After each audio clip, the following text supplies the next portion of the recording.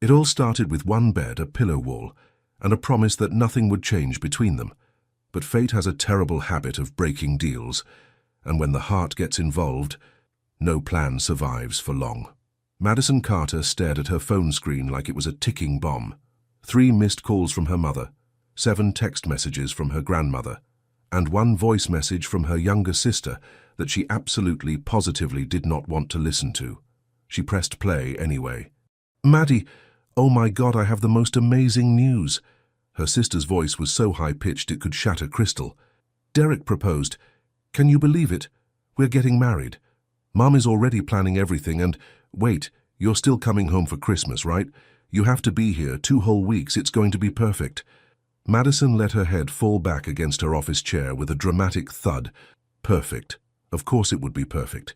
Everything in her sister's life was perfect. The perfect boyfriend, now fiancé, the perfect career, the perfect hair that never frizzed even in humidity. Meanwhile, Madison wrote about perfect love stories for a living and couldn't even get a second date. Her phone buzzed again. This time, it was her mother. "Sweetheart, I'm preparing the guest rooms. Should I put you in the pink room?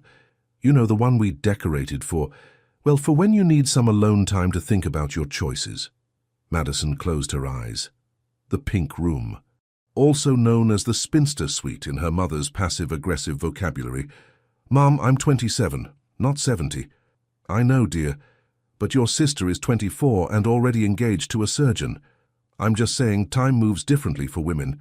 Your grandmother was married with 2 children by your age. Grandmother also thought the moon landing was fake and that microwaves cause brain cancer. Don't be disrespectful. She's just worried about you. We all are. If this story is touching your heart, show your support. Leave a like, subscribe to the channel, and share it with your friends. Every action helps us keep bringing you new stories full of emotion." Madison pinched the bridge of her nose. This was going to be the worst Christmas of her entire life. 2 weeks of pitying looks, invasive questions, and watching her sister parade around with her perfect fiancé, while everyone whispered about poor Madison who wrote romance novels but couldn't find romance herself. "I have to go, Mom. Deadline." She hung up before her mother could launch into another lecture about biological clocks and the importance of putting yourself out there. Madison stared at her laptop screen. Chapter 12 of her latest novel mocked her with its blinking cursor. Her protagonists were finally getting their happy ending, a passionate reunion after weeks of longing, a kiss in the rain, a promise of forever. If only real life worked like her books. A knock on her office door made her jump. "Come in." Christopher Rivera walked in with 2 cups of coffee, and Madison felt her stomach do that annoying flip it always did when he appeared. Tall, broad-shouldered, with dark hair that somehow looked perfect even when messy, and those impossible blue eyes that seemed to see right through people. He was wearing his usual, expensive suit, perfectly tailored, making him look like he'd stepped out of a business magazine cover, which technically he had. Multiple times. "You look like someone just told you Christmas is cancelled," Christopher said, setting one of the coffees on her desk. He knew exactly how she liked it.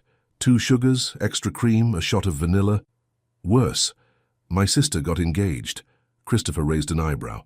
"And that's bad because now I have to spend 2 weeks watching her be perfect while my entire family asks me why I'm still single and offers to set me up with their dentist's cousin's son, who has a good job and only lives with his mother temporarily."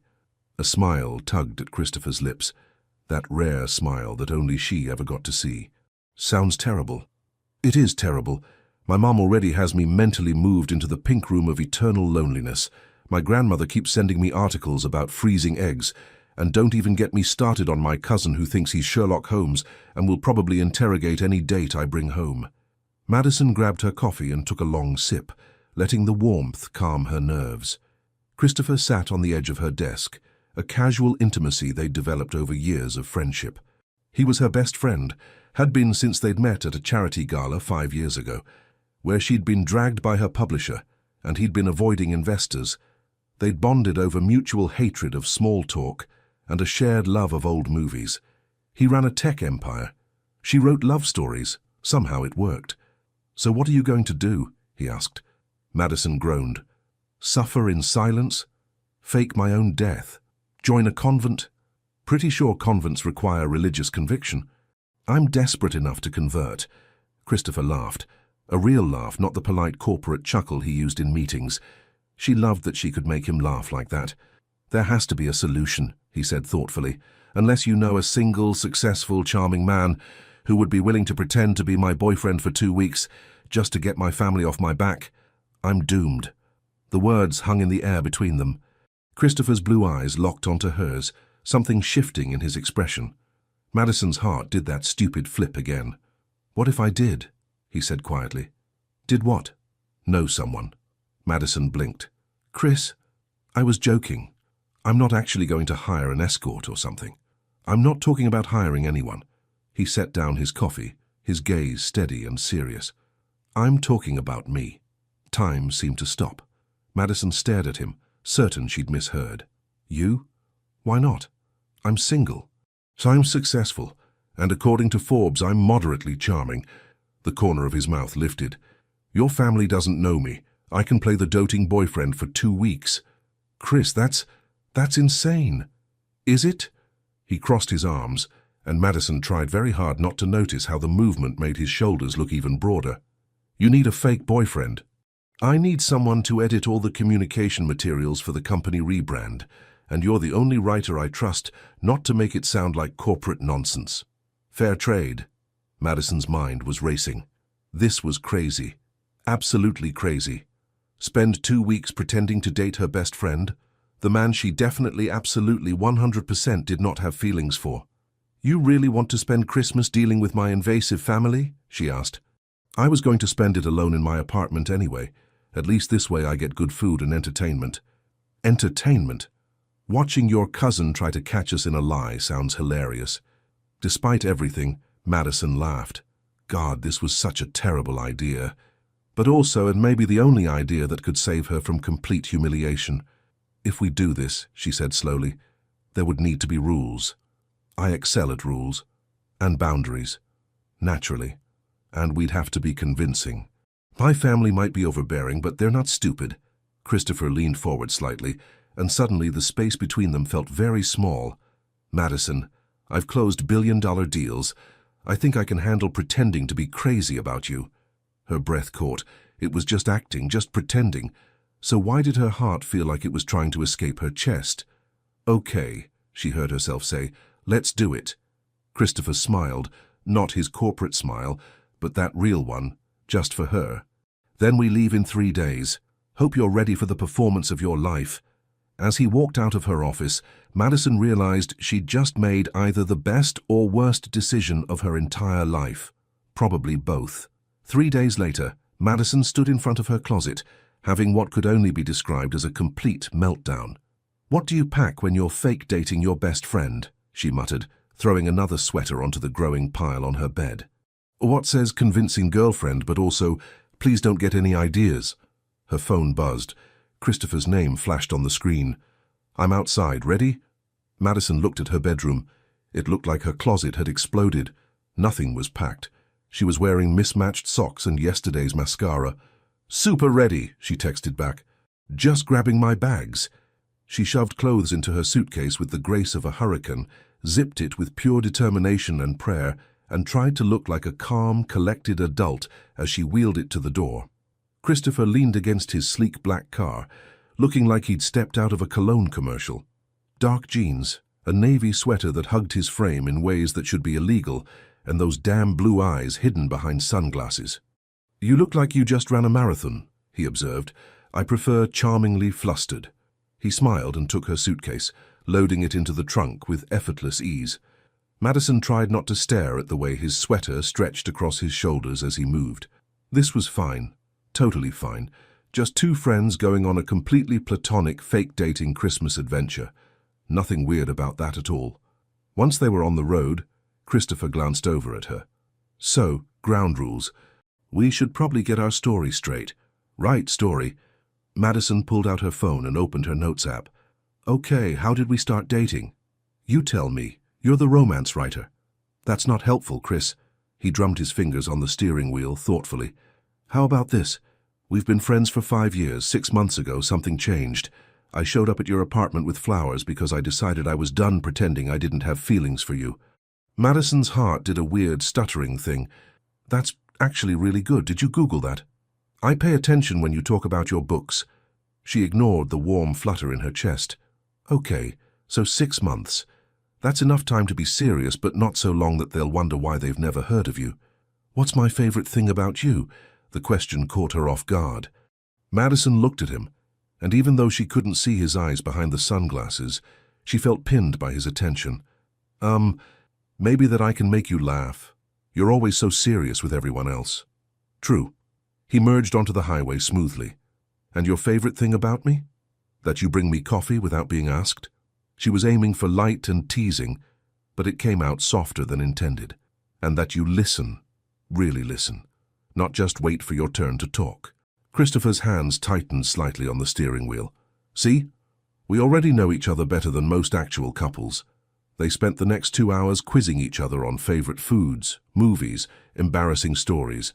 Madison learned that Christopher secretly loved terrible reality TV shows and once got stuck in an elevator for 4 hours. Christopher discovered that Madison had a mild obsession with collecting vintage teacups and was allergic to strawberries. This is either going to be brilliant or a complete disaster, Madison said as they pulled into the small town where her family's apartment was located. I have confidence in us. You have confidence in everything. It's annoying. You love it. She did. That was the problem. The apartment building was exactly as Madison remembered. Charming brick exterior, flower boxes in the windows, the kind of place that looked like it belonged on a Christmas card. Her family kept it year-round, but mainly used it for holidays and summer visits. Ready? Christopher asked, grabbing both their bags like they weighed nothing. As I'll ever be. Madison unlocked the apartment door, and relief flooded through her. Empty. Her family wasn't arriving until tomorrow. They'd have tonight to settle in and prepare for the chaos. Home, sweet temporary home, she said, flipping on the lights. The apartment was cozy. Warm hardwood floors, comfortable furniture, a kitchen that smelled faintly of the cinnamon potpourri her mother loved. Madison gave Christopher a quick tour of the living room, bathroom, and kitchen. And the bedroom is... She pushed open the door and froze. 1 bedroom, 1 queen-sized bed. Oh no, she whispered. Christopher appeared behind her, and she felt him still as he registered the situation. I thought you said there were 2 bedrooms. There were when I was a kid. They must have renovated and combined them into 1 bigger room. Madison walked into the bedroom like she was approaching a crime scene. Sure enough, 1 bed. Neatly made with a cream-colored duvet and way too many decorative pillows. A single nightstand on each side, windows overlooking the street, and absolutely no couch. She'd checked the living room. Just 2 armchairs that definitely couldn't sleep a 6'3" man comfortably. I can take the floor, Christopher offered. Don't be ridiculous. You'll wake up with back problems, and then how will you be a convincing boyfriend when you're walking like a question mark? The armchair, then. And be unable to move for the entire holiday? Chris, it's fine. We're adults. We can share a bed. The words hung between them, suddenly heavy with implication. Are you sure? His voice was quieter than usual. Madison forced herself to sound casual and unaffected, even though her heart was doing gymnastics. Absolutely. We'll just put pillows down the middle, like in those old sitcoms. It'll be fine. Pillows down the middle, Christopher repeated, looking at the bed like it was a complex business problem that required strategic analysis. Look, if you're uncomfortable, you can sleep in the living room and just make sure you're in here before anyone shows up in the morning.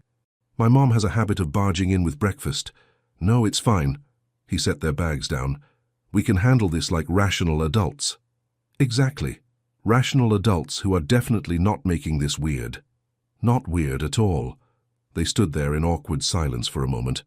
I'm going to unpack, Madison announced, grabbing her suitcase and practically fleeing to the bathroom. She stared at herself in the mirror. Her cheeks were flushed, her eyes were too bright, and she looked like someone who was absolutely, definitely making this weird. Get it together, Carter, she whispered to her reflection. It's just sleeping. People sleep near each other all the time. This is fine. When she emerged, Christopher had changed into sweatpants and a t-shirt that should have made him look casual and approachable, but instead made him look like every fitness magazine cover she'd ever seen. Bathroom's yours, she said, not quite meeting his eyes. That night they constructed the pillow wall with the seriousness of engineers building a bridge. 6 pillows, stacked strategically down the center of the bed. "This is ridiculous," Christopher said, but he was almost smiling. "This is survival." Madison climbed into her side of the bed, wearing her most modest pajamas, long pants, long-sleeved shirt, buttoned up to her throat like she was preparing for winter in Alaska. Christopher got in on his side, and Madison became hyper-aware of every sound. The rustle of sheets, his breathing, the way the mattress dipped slightly under his weight. "Good night, Madison." "Good night, Chris." She stared at the ceiling, willing herself to fall asleep and absolutely not think about the fact that her best friend, her devastatingly handsome best friend, was less than 2 feet away, separated only by decorative pillows. This was going to be the longest 2 weeks of her life, and they hadn't even met the family yet. Madison woke up slowly, consciousness returning in warm, comfortable waves.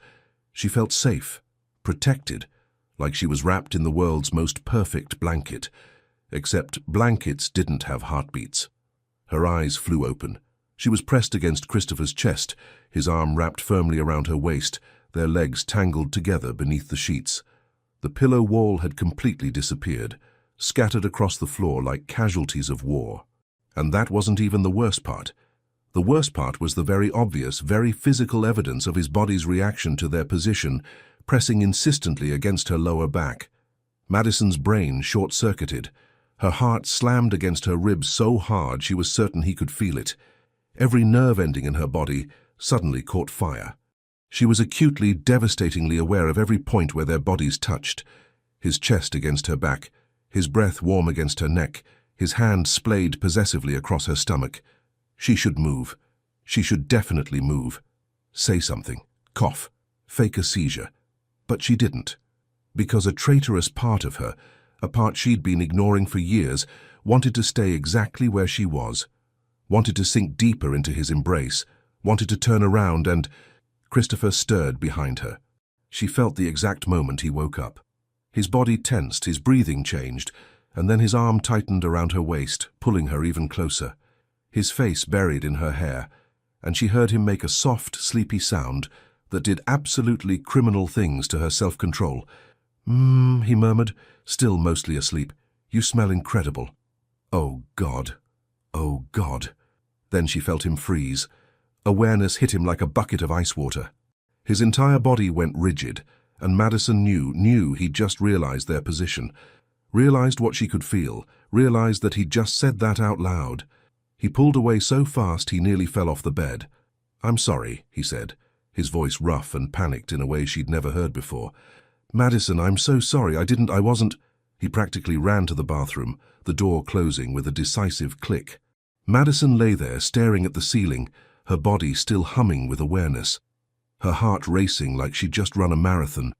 She could still feel the phantom warmth of his arm around her, the solid strength of his chest against her back. She pressed her palms against her flushed cheeks. This was bad. This was very, very bad. Because the worst part, the absolutely worst part, was that she hadn't wanted him to let go. To Asama apartum 20 minutes later, they sat across from each other at the small kitchen table, both nursing cups of coffee and avoiding eye contact like their lives depended on it.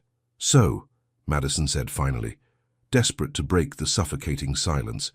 "That was a mistake," Christopher said quickly. "I'm sorry. I must have rolled over in my sleep. I didn't mean to..." "It's fine. It's not fine. You're my best friend and I made you uncomfortable.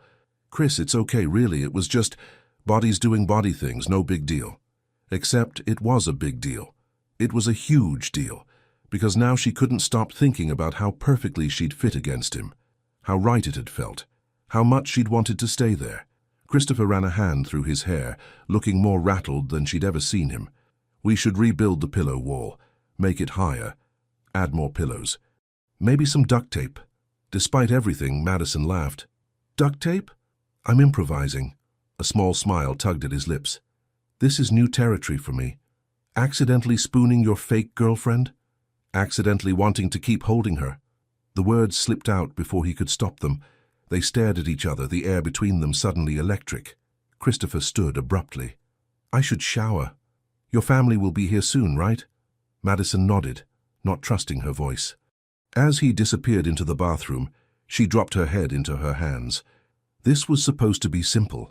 Pretend to date her best friend, survive Christmas, go home. Easy. Except nothing felt simple anymore. Not when she could still feel the warmth of his arm around her waist. Not when her heart was doing things it absolutely should not be doing. And definitely not when she just realized that maybe she'd been lying to herself about her feelings for Christopher Rivera for a very long time. An hour later, Madison was attempting to make breakfast when she heard it. The unmistakable sound of her mother's voice in the building hallway, followed by her grandmother's cackle and her sister's excited squeal. "They're early," she hissed toward the bathroom. "Chris, they're here." He emerged in jeans and nothing else, his hair still damp, water droplets running down his very bare, very muscular chest. Madison's brain flatlined. "What do I—" he started, then froze as the apartment door burst open. "Surprise!" her mother called out. "We brought breakfast pastries and oh!" Madison's mother, grandmother, and sister stood in the doorway, bakery boxes in hand, staring at the scene before them. Madison in an oversized shirt that very obviously belonged to a man, and Christopher shirtless in the kitchen, looking like a Greek god who'd wandered in from an alternate dimension. Her sister's jaw literally dropped. Her grandmother's eyes went wide, then delighted. Her mother clutched her chest dramatically. "Oh my." "Mom," Madison squeaked, "you said you weren't coming until this afternoon." "We wanted to surprise you." Her mother's shock was rapidly transforming into barely contained glee. "And it seems we did." Christopher, to his credit, recovered faster than Madison did. He crossed the kitchen in 3 long strides, wrapped an arm around Madison's waist with easy familiarity, and smiled that devastating smile. "Mrs. Carter, I presume?" He extended his other hand. "Christopher Rivera. I've heard wonderful things about you." Madison's mother shook his hand, still staring at his chest. Yes, we've heard. Nothing about you." "That's my fault," Madison managed, her face burning. "I wanted to surprise you." "Well, you certainly did that, dear."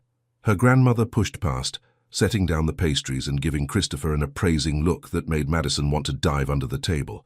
"Young man, do you always walk around half naked in strange apartments?" "Grandma."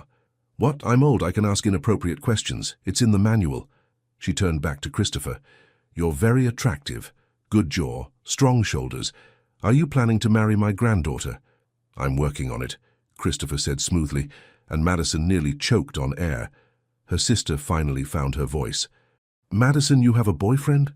Since when?" 6 months, Christopher answered before Madison could. "Best 6 months of my life." He looked down at Madison with such warmth, such apparent adoration, that for a second she almost forgot it was all pretend. "I need to put on a shirt," he said, pressing a kiss to Madison's temple that made her entire nervous system malfunction. "I'll be right back." As soon as he disappeared into the bedroom, Madison's family descended like a tornado. "He's gorgeous," her sister whispered urgently. "Why didn't you tell us?" her mother demanded, though she looked more thrilled than angry. "Is he good in bed?" her grandmother asked loudly. "Grandma!" "What? That's important information." Madison pressed her hands to her face, which felt like it was approximately the temperature of the sun. "Can we please have coffee before the interrogation?" "Absolutely not," her mother said, pulling out a chair and sitting down with the determination of a detective. "Start talking, now. How did you meet? Why didn't you tell us? What does he do? Is he serious about you?" Christopher reappeared, thankfully now wearing a shirt, carrying 2 mugs of coffee.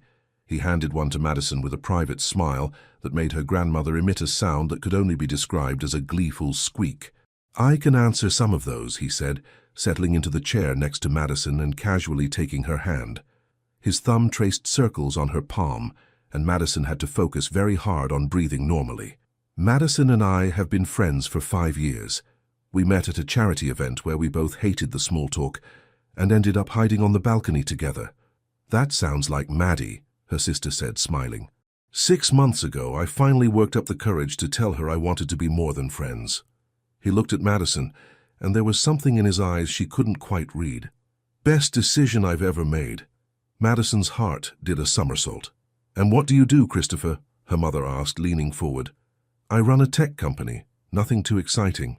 "He's the CEO of Rivera Technologies," Madison added. Forbes 30 under 30. Well, 35 now, but still. Her sister's eyes widened. Wait, the Christopher Rivera? The one who created that revolutionary data security system? Christopher shrugged modestly. Guilty. Madison's mother looked like she might faint from joy. Her grandmother was openly cackling with delight, and her sister looked somewhere between impressed and annoyed that Madison had apparently won at the boyfriend competition.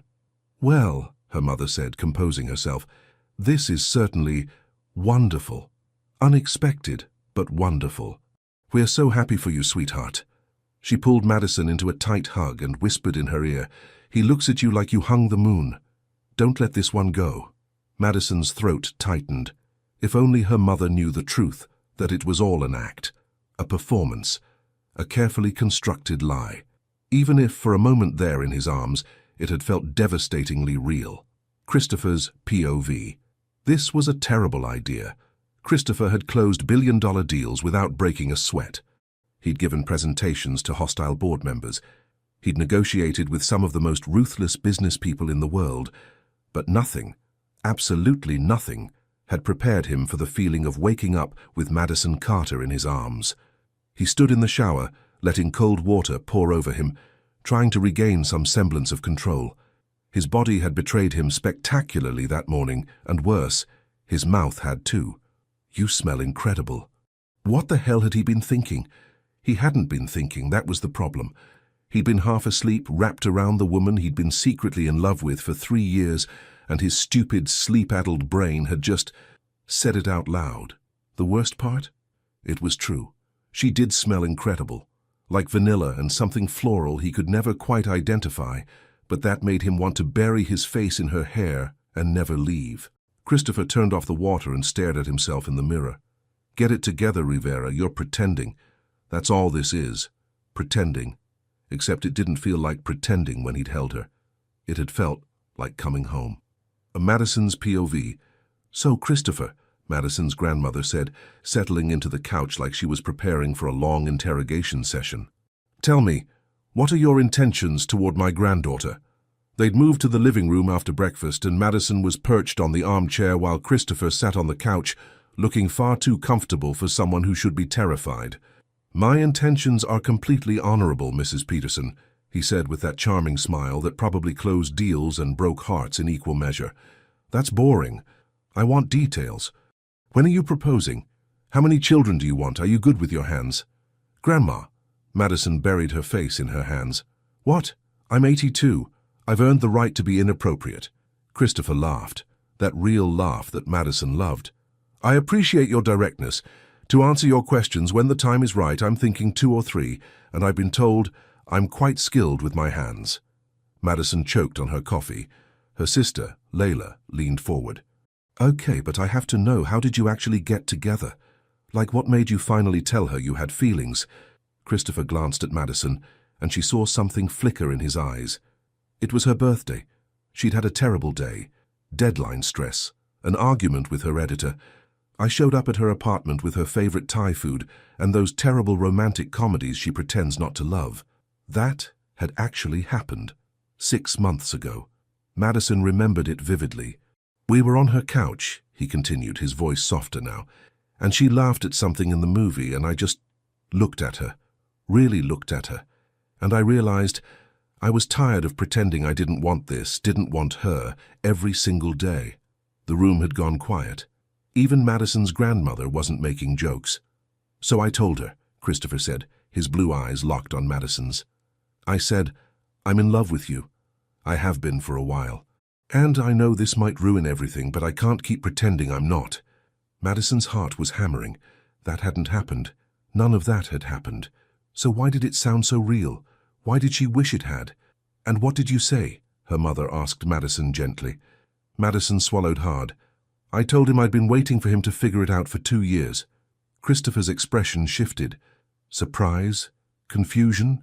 Something she couldn't quite name. Because that part was true. She had been waiting. She just hadn't admitted it to herself until right now. Later that afternoon, Madison's cousin Andrew arrived. He was 29, worked as a data analyst, and had an unfortunate habit of treating real life like one of his case files. "So Christopher Rivera," Andrew said, shaking Christopher's hand with a grip that was slightly too firm. "Madison's told us absolutely nothing about you, which I find fascinating. Usually she overshares about everything." "Andrew, be nice," Madison warned. "I am being nice, I'm just curious." He pulled out his phone. "Quick compatibility test. Madison, what side of the bed does Christopher sleep on?" "Left," Madison answered immediately. "Christopher, what's Madison's coffee order?" "2 sugars, extra cream, shot of vanilla," Christopher said without hesitation. Andrew frowned, clearly hoping to catch them in a lie. "Madison, what's Christopher's middle name?" Madison opened her mouth, then closed it. She actually didn't know his middle name. "Alexander," Christopher supplied. "She knows it. She just likes to make me sweat." Andrew wasn't convinced. "Christopher, what's Madison's biggest fear?" "Being forgotten," Christopher said quietly. "Not death, not failure. She's afraid that she'll leave this world without having made any real impact, that her stories won't matter, that she won't matter." The room went silent. Madison stared at him, her throat tight. He was right. He was absolutely right. She'd never told him that directly, but somehow he knew. "Also spiders," Christopher added with a small smile. "She's terrified of spiders." The tension broke. Everyone laughed, including Madison, though her eyes were suspiciously bright. Andrew looked grudgingly impressed. "Okay, you pass, for now." "There will be more tests?" Christopher asked, amused. "Oh, absolutely. I have a whole list." "This is just the warm-up round." And that evening, after her family finally left, "We'll be back tomorrow for lunch," her mother had promised, threatened. Madison collapsed onto the couch. "Your family is exhausting," Christopher said, sitting next to her. "I warned you." "You really did." He turned to look at her, his expression unreadable. "What you said earlier, about waiting for me to figure it out." Madison's heart skipped. "I was improvising, playing the part." "Were you?" The question hung between them, heavy with implications. "Chris," "Because I wasn't." He shifted closer, and Madison's breath caught. "When I said I couldn't stop thinking about you, that I was tired of pretending, I wasn't acting, Madison." "Don't," she whispered. "Don't say things like that if you don't mean them." "What if I do mean them?" He reached up, tucking a strand of hair behind her ear. His fingers lingered on her cheek, and Madison felt like she was burning from the inside out. "We're supposed to be pretending," she said, but her voice was shaky. "I know." His thumb traced her jawline, and she shivered. "But right now, there's no one watching. No one to fool. It's just us. That's what scares me." Christopher smiled, sad, understanding. "Me too." They sat there in the quiet apartment, the space between them charged with everything unsaid. Madison wanted to lean in, wanted to close the distance, wanted to know what his lips would feel like against hers. But if they crossed that line, there would be no going back. And she wasn't sure she was brave enough to risk losing her best friend for something that might just be temporary insanity brought on by proximity and fake dating. "We should probably rebuild the pillow wall," she said finally. "Probably a good idea." Neither of them moved. "Madison?" "Yeah?" "For what it's worth, I don't regret waking up with you in my arms this morning. I just regret that it surprised you, that it made you uncomfortable." "It didn't make me uncomfortable," she admitted quietly. "That's what scared me." His blue eyes darkened. "Then we're both in trouble. Serious trouble." Christopher stood, extending his hand to help her up. When she took it, he pulled her close, not into an embrace, just close enough that she could feel his warmth, could see the conflict in his eyes that probably mirrored her own. "Tomorrow's going to be harder," he said. "More family, more questions, more pretending. Can you handle it?" He smiled, but it didn't quite reach his eyes. "The pretending isn't the hard part anymore, Madison. The hard part is remembering that this has an expiration date." He disappeared into the bedroom, leaving Madison standing in the living room, her hand still warm from his touch. Her heart tangled in knots she had no idea how to unravel. This was only day 2. They had 12 more days of this. Madison had a terrible feeling that by the end of 2 weeks, her heart wasn't going to be the only thing she'd lost to this charade. Madison woke up the next morning to find herself once again wrapped around Christopher like a koala on a tree. This was becoming a very dangerous pattern. His arm was around her waist, her head tucked under his chin, their legs impossibly tangled. The pillow wall they'd carefully reconstructed last night had apparently declared defeat and vanished somewhere during the night. But this time Christopher was already awake. She could tell by his breathing, too controlled, too deliberate. He was lying perfectly still, probably terrified of waking her up, possibly having an internal crisis about their current position. Madison kept her eyes closed, torn between pretending to still be asleep and acknowledging the elephant, or rather, the full-body contact situation in the room. "I know you're awake," Christopher said quietly, his voice rumbling through his chest and into her ear. "How? Your breathing changed. That's creepy. That's observant." She felt him smile against her hair. "We should probably talk about this. About how your bed has a magnetic force that pulls us together. About how neither of us seems to mind it very much." Madison's heart stuttered. She pulled back just enough to look up at him and immediately regretted it. His hair was messy from sleep, his blue eyes were soft in the morning light, and he was looking at her with an expression that made her chest ache. "Chris," her phone exploded with sound. Both of them jumped as Madison's alarm shrieked, followed immediately by 3 text messages that pinged in rapid succession. Madison grabbed her phone, grateful for the interruption, even as she mourned it. "Mom, lunch at noon. Don't be late. Derek is coming." "Grandma, wear something pretty.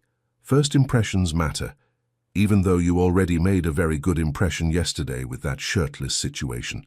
"Layla, can't wait for you to meet Derek. He's so excited to meet your Christopher." "Derek's coming," Madison said, showing Christopher the messages. "Your sister's fiancé?" "The perfect one. Doctor. Volunteers at free clinics. Probably rescues puppies in his spare time." Christopher sat up, running a hand through his already messy hair. "Sounds intimidating. You're a tech CEO who was on the cover of Forbes. I think you can handle a doctor." "It's not a competition. Everything is a competition in my family. You'll learn." 3 hours later, Madison stood in front of the bathroom mirror, trying on her 5th outfit. Nothing looked right. Everything was either too casual or trying too hard.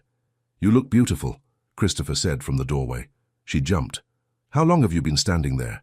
"Long enough to watch you reject 4 perfectly good outfits." He walked in, and the bathroom suddenly felt very small. "What's wrong with this one?" "It's too, I don't know, plain?" "You're nervous." "I'm not nervous." "Madison." He turned her to face him, hands on her shoulders. "You're my fake girlfriend, remember? I'm supposed to think you're the most beautiful woman in the world. Which, for the record, isn't hard to pretend." Her breath caught. "Christopher, let me finish." His hands slid down her arms, leaving goosebumps in their wake. "You're going to walk into that lunch, and your sister's perfect fiancé is going to be there, and you're going to feel like you're being compared. But here's the thing. I'm not comparing you to anyone. To me, there is no comparison." "You're really good at this fake boyfriend thing," she whispered. "What if I'm not pretending?" Before she could respond, her phone rang. Her mother. Of course. "We're on our way," Madison said, answering it. "Yes, we're both dressed." "No, I don't need you to. Mom, we're adults." "Okay, fine. Yes, we're leaving now." She hung up and looked at Christopher. "We should go. We should talk about what I just said. We should definitely not do that right now." She grabbed her purse, her heart racing. "Come on. Time to meet Dr. Perfect." The restaurant her mother had chosen was, of course, the fanciest one in town. White tablecloths, crystal glasses, the kind of place where the menu didn't have prices because if you had to ask, you couldn't afford it. Madison's family was already there, seated at a large table, and next to Layla sat a man who looked like he'd stepped out of a medical drama. Handsome, clean-cut, wearing a smile that was probably meant to be charming but came across as slightly plastic. "Madison, Christopher," her mother waved them over enthusiastically. "Come meet Derek." Derek stood, extending his hand to Christopher first. "You must be the famous Christopher Rivera. I've read about your company. Very impressive." "Thanks," Christopher said, shaking his hand. "And you're the surgeon, right?" "Cardiothoracic. I specialize in pediatric cases." Derek turned to Madison, his smile widening. "And you must be the talented writer. Layla talks about you all the time." "Does she?" Madison glanced at her sister, who was beaming. They settled into their seats, Christopher's hand immediately finding Madison's under the table, his thumb tracing soothing circles on her palm. "So, Christopher," Derek said, leaning forward, "how did a tech CEO end up with a romance novelist? Seems like an unusual pairing." "Opposites attract," Christopher said smoothly. "Though we're not as opposite as you'd think. We both solve problems for a living. I just do it with code, and Madison does it with words." "How poetic," Derek said, and Madison couldn't tell if he was being sincere or condescending. Andrew, the cousin detective, seized his opportunity. "Speaking of poetry, Christopher, what's Madison's favorite book?" "Pride and Prejudice," Christopher answered without hesitation. "But she has a secret soft spot for The Princess Bride." Madison squeezed his hand under the table. He was right on both counts. "And Madison," Andrew continued, "what's Christopher's biggest pet peeve?" "People who don't listen," Madison said. "He hates when people interrupt or when they're looking at their phones while someone's talking to them. He values genuine connection." Christopher's hand tightened on hers. Derek watched this exchange with interest. "You two seem very in sync." "They do, don't they?" Layla said, smiling at her sister. "It's actually kind of adorable." Throughout lunch, Madison noticed Derek was everything he appeared to be: polite, accomplished, well-mannered. He asked appropriate questions, laughed at appropriate times, and treated Layla with appropriate affection. He was perfect, and absolutely, completely boring. Madison looked at Christopher, who was currently telling her grandmother some ridiculous story about a failed business pitch that involved a broken projector and a very confused janitor. Her grandmother was cackling with laughter, and even her mother was smiling. Christopher caught her looking and winked. Her stomach flipped. This was the difference, she realized. Derek was performing perfection. Christopher was just Christopher. Real, warm, funny. He made her grandmother laugh. He held Madison's hand like it was the most natural thing in the world.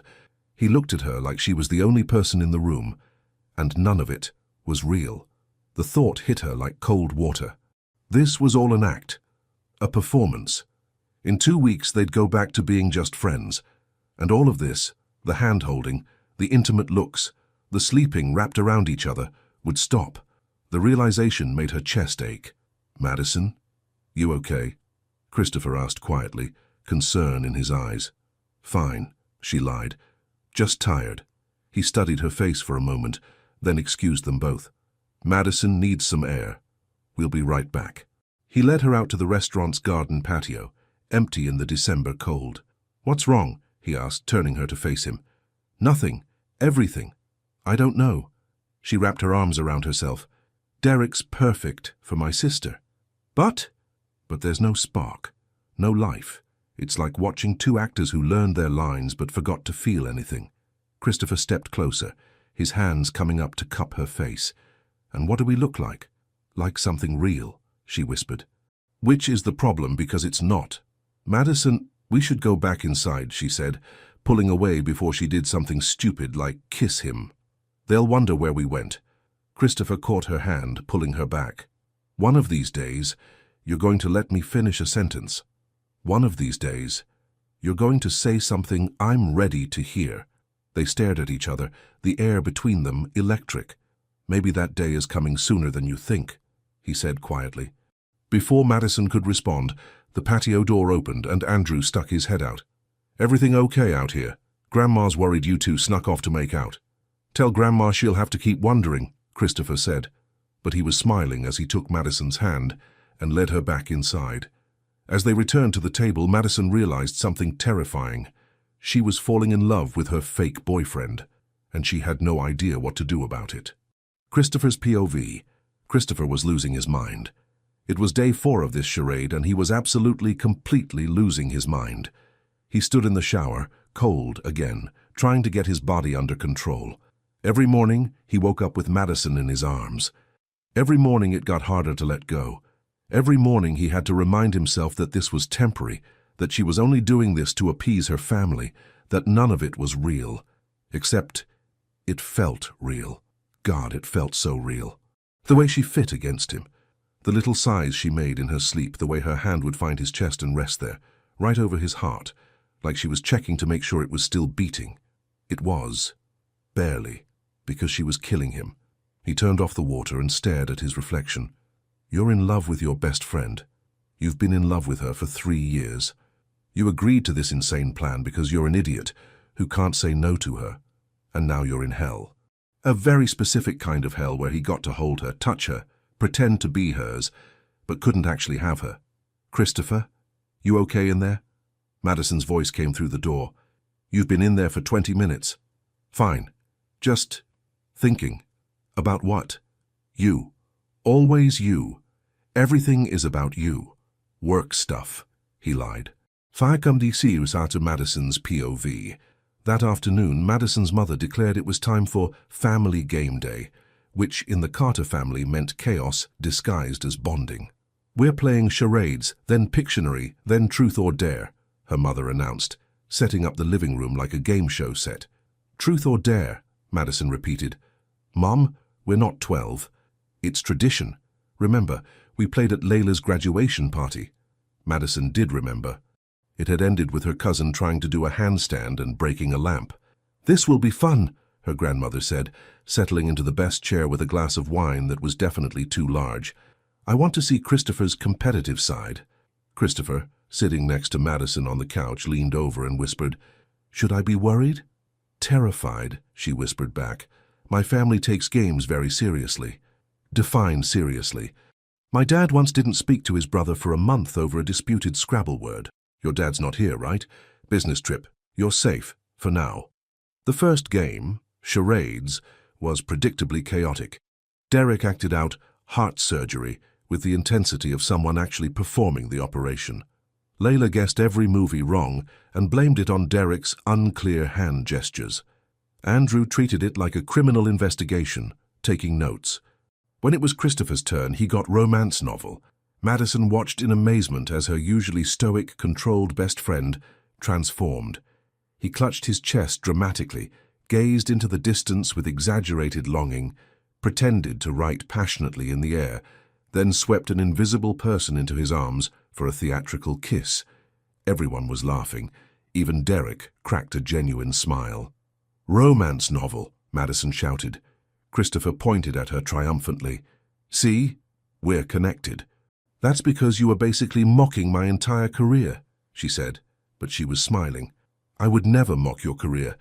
I was honoring it, with enthusiasm. During Pictionary, things got competitive. Christopher turned out to be a terrible artist, but an excellent guesser, especially when Madison was drawing. She'd barely sketched 2 lines before he was shouting answers. How did you get coffee shop from 2 lines? Layla demanded. I know how she thinks, Christopher said simply, and Madison's heart did that annoying flutter thing again. Then came Truth or Dare. This is going to be a disaster, Madison muttered.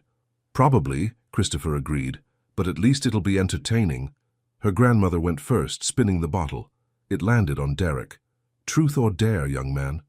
Truth, Derek said confidently. Boring, Andrew yelled. What's the most romantic thing you've ever done for Layla? Her grandmother asked. Derek thought for a moment. I arranged for her birthday dinner at her favorite restaurant, reserved the private room, had them prepare her favorite meal, brought flowers. It sounded nice, planned, appropriate. Christopher, her grandmother continued, what's the most romantic thing you've done for Madison? Christopher didn't hesitate. Last month she was having a terrible writing day. Nothing was working, and she was ready to throw her laptop out the window. I knew she needed to clear her head, so I showed up at her apartment at midnight with a blanket, 2 thermoses of hot chocolate, and drove her to that spot outside the city where you can see the stars. Madison's breath caught. That had actually happened. She'd been stuck on a chapter, frustrated and exhausted, and he'd just appeared. They'd laid on that blanket, stared at the stars, and talked about everything and nothing. We stayed until sunrise, Christopher continued, his eyes on Madison, and by the time we got back she knew exactly how to fix her chapter. She wrote it in 4 hours straight and said it was the best thing she'd ever written. The room had gone quiet. That's... Her mother's voice was thick with emotion. That's beautiful. That's not fair, Layla said, but she was smiling. How are we supposed to compete with that? The bottle spun again. This time it landed on Christopher. Truth or Dare? Andrew asked, leaning forward with interest. Dare. Christopher met his gaze evenly. I'm not afraid. Andrew grinned wickedly. I dare you to tell us the exact moment you knew you were in love with Madison. Madison's heart stopped. "Andrew, that's not a dare, that's a truth question," her mother protested. "Fine. I dare him to tell the truth about when he fell in love with her." Christopher was quiet for a moment. Madison could feel everyone watching them, waiting. Her palms were sweating. 3 years ago, Christopher said finally, his voice quiet but clear. "She was at my apartment. We were watching some disaster of a movie she'd chosen. Terrible plot, worse acting. And there was this scene where the main character did something completely illogical, and Madison just lost it. Started ranting about plot holes and character motivation, using her hands to gesture, getting increasingly passionate about this ridiculous movie." He turned to look at her, and Madison felt pinned by his gaze. "And I realized I could listen to her talk about anything for the rest of my life, could watch her get excited about stories forever, that everything was better when she was in the room, that I was better when she was in the room." He paused. "I didn't tell her because I was afraid of ruining what we had. Took me 3 years to work up the courage." Madison couldn't breathe, couldn't think, because that movie night had happened. That conversation had happened. She remembered it clearly. It had been some terrible sci-fi film, and she'd gotten way too invested in criticizing the plot. Had he really been in love with her that long? Or was he just an impossibly good actor? Her mother was actually crying. "That's the most romantic thing I've ever heard." Layla was looking at Derek with an expression Madison couldn't quite read. "My turn," her grandmother announced, spinning the bottle. It landed on Madison. "Truth or dare, sweetheart?" "Truth," Madison said, her voice shaky. "When did you know you loved him?" Madison looked at Christopher, at those blue eyes that saw through her, at the face she knew better than her own, at the man who'd been her best friend for 5 years and who she'd been slowly, terrifyingly falling in love with without even realizing it. "I think I always knew," she said softly. "I just wasn't ready to admit it. Because loving him felt like standing on the edge of a cliff, thrilling and terrifying at the same time. Once you jump, there's no going back." "And you jumped?" her grandmother pressed. "I jumped." Madison's eyes never left Christopher's. "I'm still jumping." The air between them was electric. Christopher's hand found hers, threading their fingers together, and Madison felt like her heart might actually burst out of her chest. "Okay, this is getting too emotional for me," Andrew announced. "Who wants pizza? I'm buying." The spell broke. Everyone started talking about pizza toppings, and someone turned on music, and the moment passed. But later, when they were finally alone in their apartment, Christopher stopped Madison in the hallway. "How much of that was true?" he asked quietly. "How much of yours was true?" She countered. "All of it." Madison's heart stuttered. "Chris, I know, wrong time, wrong circumstances. We're supposed to be pretending." He stepped closer and she could feel the warmth radiating from him. "But Madison, I need you to know. Everything I've said to your family, every word about how I feel about you, I wasn't acting. We can't do this," she whispered, even as her body swayed toward him. "I know. We'll ruin everything. I know. We should go to bed. Separate sides. Rebuild the wall. We should." Neither of them moved. Finally, Christopher stepped back, running a hand through his hair in frustration. "You're right. We should maintain boundaries, keep this professional." "Professional fake dating," Madison said, and almost laughed at how absurd it sounded. "Exactly." They built the pillow wall in silence, stacking it higher than ever. That night, Madison lay awake for hours, staring at those stupid pillows, acutely aware of Christopher on the other side, and wondered how much longer they could keep pretending that their hearts weren't already completely entangled. Morning came too early. Madison woke to sunlight streaming through the windows and the distinct lack of warmth beside her. She rolled over to find Christopher's side of the bed empty, the pillow wall completely demolished once again, pillows scattered everywhere like evidence of a very civilized battle. She could hear movement in the kitchen. The smell of coffee drifted through the apartment. Madison pulled on a light sundress, it was surprisingly warm for December, and padded barefoot into the kitchen. Christopher stood at the stove, making what appeared to be pancakes, wearing grey sweatpants and nothing else. His back was to her, and Madison took a moment to appreciate the view, the broad shoulders, the defined muscles, the way his body moved with casual grace. She was so distracted that she didn't notice him turn around until he spoke. "Morning," he said, and his voice was rough, like he hadn't quite woken up yet. His hair was messy, his jaw shadowed with stubble, and his blue eyes locked onto her with an intensity that made her stomach flip. "Morning," she managed. "You're making pancakes? Your mom mentioned you love them." He turned back to the stove, flipping one expertly. "Figured I'd practice my domestic boyfriend skills." Madison moved to pour herself coffee, acutely aware of how small the kitchen suddenly felt. Christopher was right there, close enough to touch, the warmth from his body radiating across the small space. She reached for the sugar at the same moment he turned to grab a plate. They collided, not hard, but enough that she stumbled slightly. His hands shot out to steady her, gripping her waist, and suddenly they were pressed together, her hands flat against his bare chest. Madison's brain short-circuited. She could feel his heart beating under her palms, fast and strong, could feel the heat of his skin, could smell whatever body wash he used mixed with something uniquely him. "Sorry," she whispered, but she didn't move. Neither did he. Christopher's hands were still on her waist, his fingers spreading wide, thumbs brushing the bare skin where her dress had ridden up slightly. His eyes dropped to her lips, then back up, and Madison saw something dangerous flash across his face. "Your perfume," he said, his voice dropping an octave. "I need to know what perfume you're wearing." Before she could answer, before she could even breathe, he moved. One moment she was standing, the next she was sitting on the counter, Christopher between her legs, his body pressed against hers. His hands slid from her waist to her hair, fingers threading through the loose waves. "Chris, what are you—" she started, but her voice died as he leaned in. He didn't kiss her. Instead, he buried his face in her neck, breathing her in, and Madison felt like every nerve ending in her body had caught fire. "This perfume," he murmured against her skin, his lips barely brushing her pulse point. "It's been driving me insane for days." "It's just," she gasped as he pressed an open-mouthed kiss to her neck. "It's just vanilla. Nothing special." "Liar." Another kiss, this one higher, along her jaw. "Everything about you is special." His hands were still in her hair, tilting her head to give him better access. Madison's hands gripped his shoulders, torn between pushing him away and pulling him closer. Her body was screaming for the latter. He kissed a path up her neck, along her jawline, to that sensitive spot just below her ear. Madison shivered, a small sound escaping her throat that she'd be embarrassed about later. "Chris," she breathed. "Someone could walk in." "Don't care," he muttered against her skin, though she felt him smile. "The pancakes are burning." That got his attention. Christopher pulled back, and Madison immediately mourned the loss of contact. He turned off the stove, dealing with the slightly overdone pancakes, while Madison tried to remember how to breathe normally. Her entire body was trembling.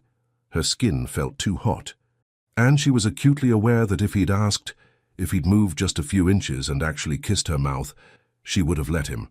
Hell, she would have helped. Christopher turned back to her, and something in his expression made her breath catch. He looked wrecked, conflicted, like he was fighting a war with himself. "I shouldn't have done that," he said. "Probably not. There's no one here to fool, no audience." "I know. So why did I do it?" Madison slid off the counter, her legs unsteady. "I don't know, Chris, you tell me." He stared at her, jaw tight. "Because I've been thinking about kissing your neck since the first morning we woke up tangled together. Because the smell of your perfume makes me lose my mind. Because every time I look at you, I forget this is supposed to be fake." Her heart was pounding so hard she was sure he could hear it. "We can't do this." "I know. We're friends, best friends. I know that too. If we cross this line—" "Madison." He stepped closer, and she backed up until she hit the counter. "We crossed that line days ago. We're just both too scared to admit it." "What happens when this is over?" she whispered. "When Christmas ends and we go back to real life?" "I don't know." His hand came up to cup her cheek, thumb brushing over her cheekbone. "But I know I don't want to go back to pretending you're just my friend, because you haven't been just my friend for a very long time." Madison opened her mouth to respond, but her phone buzzed insistently on the counter. She grabbed it, grateful for the interruption and hating it at the same time. "Mom, family outing today. Ice skating. Be ready in an hour." "Ice skating," Madison said, her voice not quite steady. "Your favorite." Christopher groaned. "I can't ice skate." "What?" Mr. Perfect at everything can't ice skate? I grew up in San Diego. We had beaches, not ice rinks. He ran a hand through his hair. This is going to be embarrassing. Despite everything, the tension, the confusion, the want, Madison laughed. Oh, this I have to see. An hour later, they stood at the entrance to the outdoor ice rink in the town square. Christmas lights were strung overhead, holiday music played through speakers, and families glided across the ice with varying degrees of grace. Christopher looked at the ice like it was a personal enemy. "It's not that hard," Madison said, lacing up her skates. "You just glide." "I'm going to fall and break something important. Your pride." "I was thinking my spine, but sure, that too." Madison stood, wobbling slightly on her skates. Christopher followed suit, immediately gripping the wall like his life depended on it. "Come on." She held out her hand. "I'll help you." "This is humiliating. This is adorable." She tugged him onto the ice. "Just hold on to me." Christopher did, both hands gripping her waist as she slowly skated backward, pulling him along. His legs were stiff, his movements jerky, and he looked absolutely terrified. "Relax," Madison said, trying not to laugh. "You're too tense. I'm about to die on frozen water. I have a right to be tense." "You're not going to die." "You don't know that." A child, maybe 7 years old, zoomed past them effortlessly, doing a little spin. Christopher glared after the child. "That's just showing off." Madison couldn't help it. She burst out laughing, and Christopher's expression softened. "You're enjoying this," he accused, "immensely." She spun around so she was skating forward, now holding both his hands. "Come on. Just push off gently. I've got you." They made slow progress around the rink, Christopher gradually getting more confident. He only almost fell twice, catching himself both times by gripping Madison tighter. "See?" she said. "You're getting it. I'm getting frostbite." "That's what I'm getting." Across the rink, Madison spotted her family.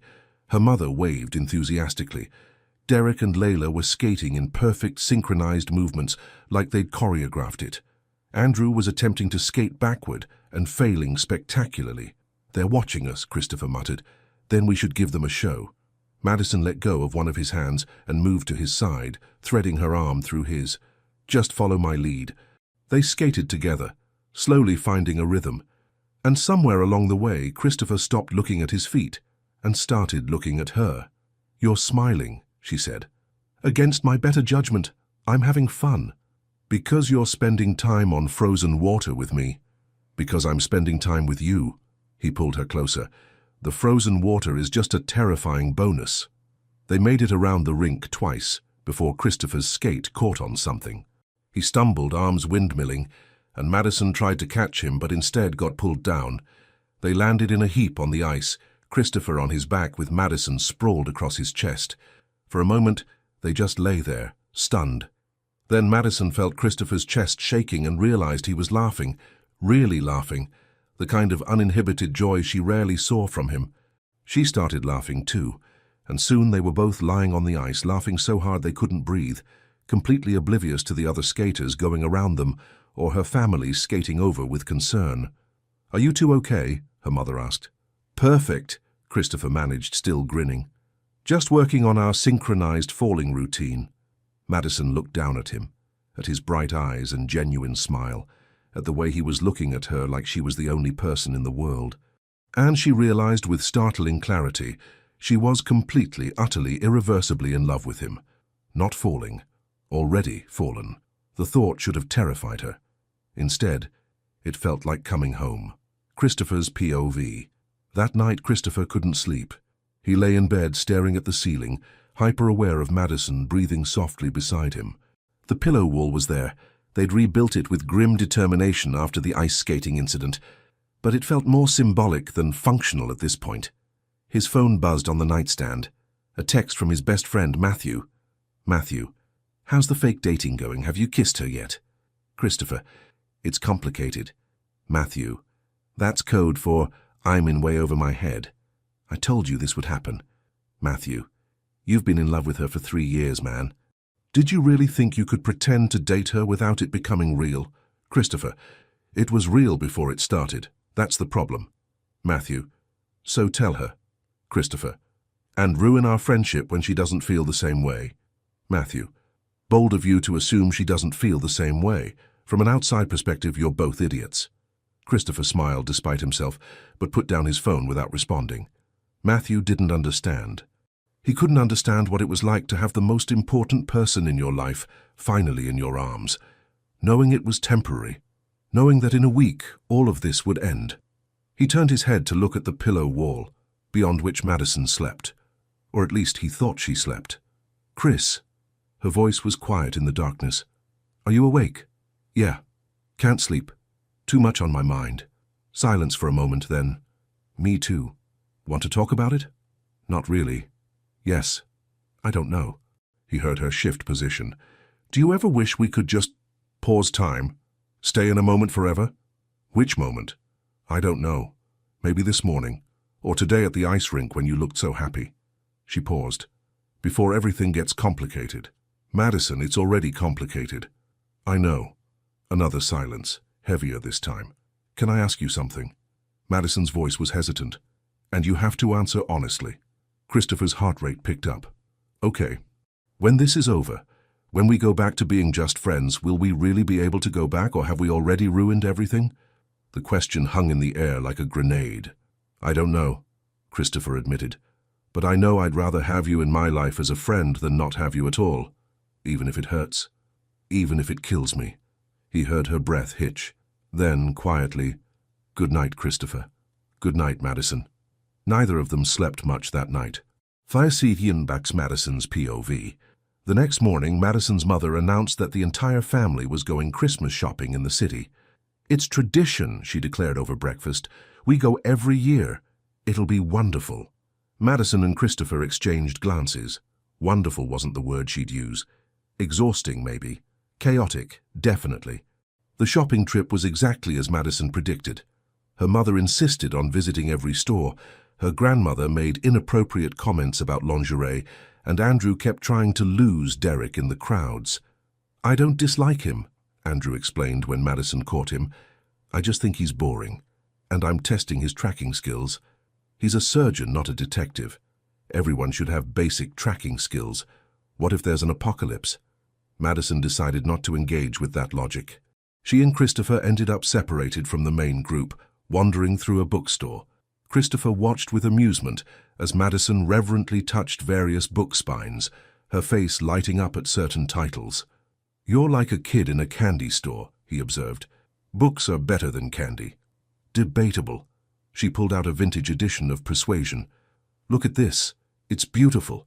Christopher plucked it from her hands and took it to the register before she could protest. "Chris, no, that's expensive. It's a gift." He paid before she could stop him. "Consider it an early Christmas present." "You didn't have to." "I wanted to." He handed her the bag, and their fingers brushed. The contact sent electricity up her arm. "You should have things that make you happy." They stood there in the middle of the bookstore, the air thick with everything unsaid. "You make me happy," Madison said, before she could stop herself. Christopher's expression shifted. Surprise, hope, something deeper. "Madison, there you are." Layla appeared, slightly out of breath. "We've been looking everywhere. Grandma wants to get lunch." The moment shattered. Christopher stepped back, and Madison clutched her book like a lifeline. Over lunch at a crowded cafe, Madison noticed something was off with her sister. Layla kept checking her phone, her smile not quite reaching her eyes. Derek was his usual pleasant self, but there was a distance between them that hadn't been there before.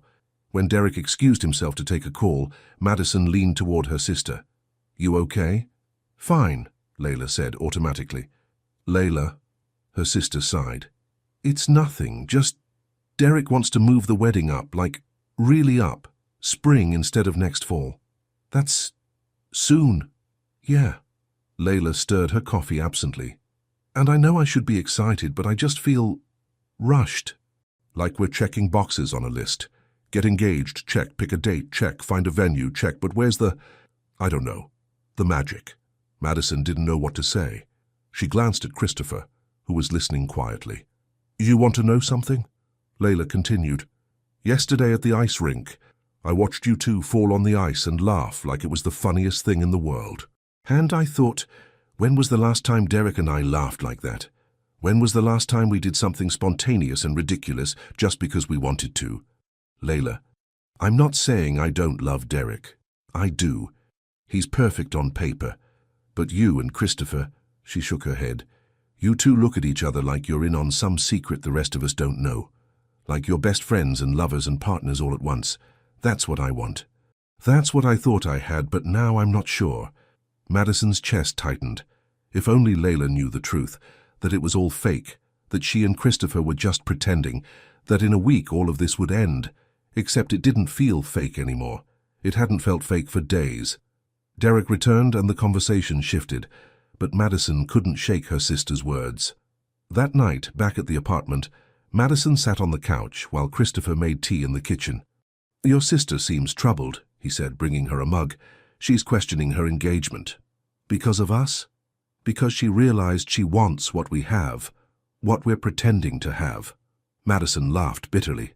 Ironic, isn't it? We're faking a relationship so well that we're making her doubt her real one. Christopher set down his mug and turned to face her fully. Madison, when are we going to stop pretending? What? When are we going to stop calling this fake? He moved closer. Because I'm not pretending anymore. I haven't been for days. Maybe I never was. Madison's heart was racing. Chris, I meant everything I said in that game. About falling in love with you 3 years ago. About you being the best thing in my life. About not wanting to lose you. He cupped her face in his hands. The only thing I'm pretending is that I'm okay with this ending. We're going to ruin our friendship, she whispered. We already did. The second I agreed to this plan, the second I put my arm around you and called you mine, the second I woke up with you in my arms and didn't want to let go, we already changed everything. I'm scared. So am I. His thumb brushed her cheek. But I'm more scared of going back to pretending I don't want this. Don't want you. Madison closed her eyes, leaning into his touch. What if it doesn't work? What if we try and it falls apart? What if it doesn't? What if this is exactly what we've both been too afraid to reach for? She opened her eyes to find him watching her with such intensity it stole her breath. I'm in love with you, she said, the words tumbling out. I think I have been for a long time, but I was too scared to admit it. And this week, being with you like this, sleeping next to you, holding your hand, pretending to be yours, it's been the best and worst week of my life, because I want it to be real so badly it hurts. Christopher's expression transformed, relief, joy, something that looked almost like pain. It is real. It's been real from the beginning. He leaned in, and Madison's breath caught. This was it. He was going to kiss her, and everything would change, and there would be no going back. His lips were inches from hers when someone knocked on the door. They sprang apart like teenagers caught by their parents. Madison? Christopher? It was her mother's voice. Are you still awake? I brought you some leftover pie. Christopher dropped his head back with a groan. Your family has the worst timing.